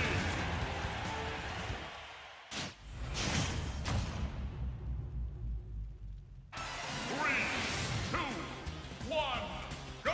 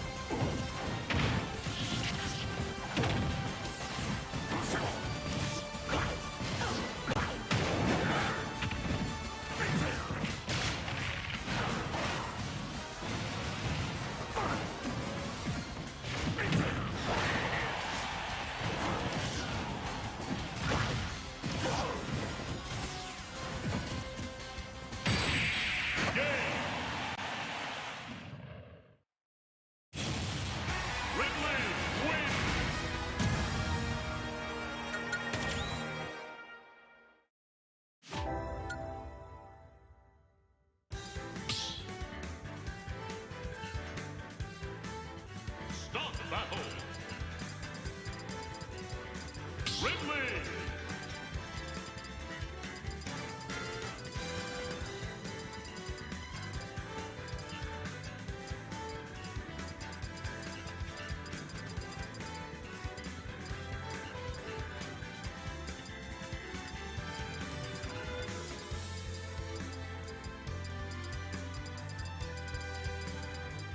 Violet!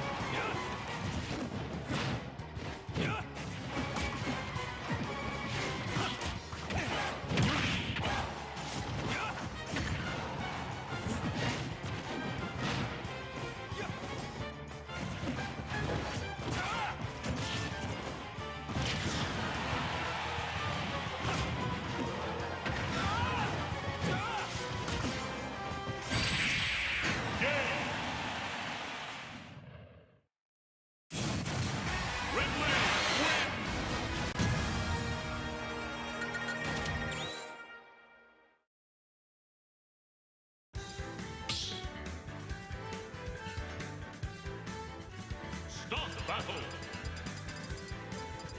Ridley.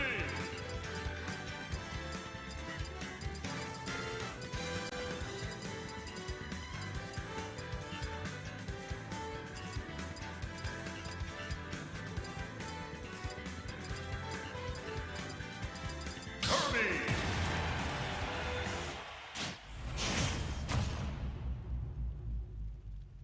3, 2, 1, go!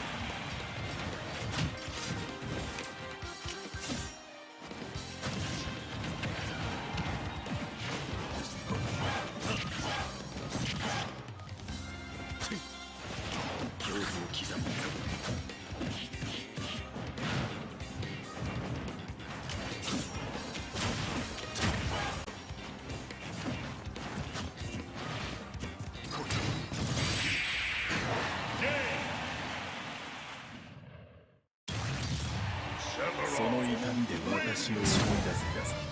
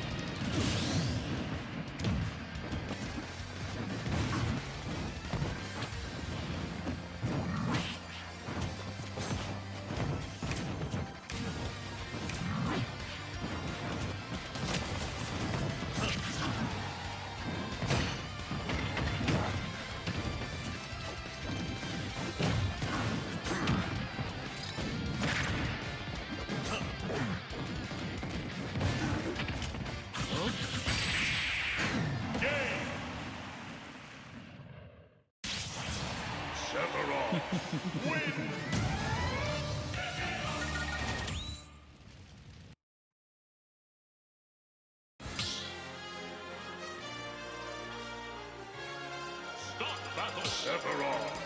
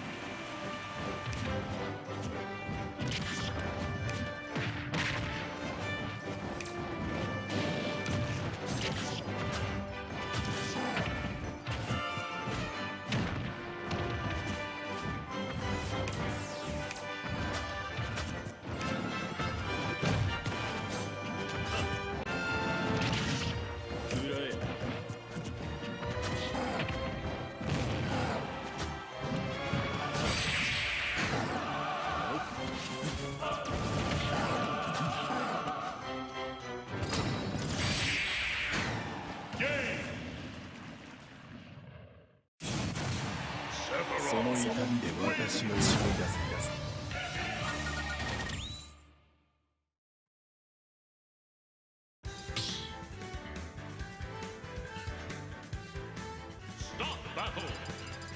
Sephiroth!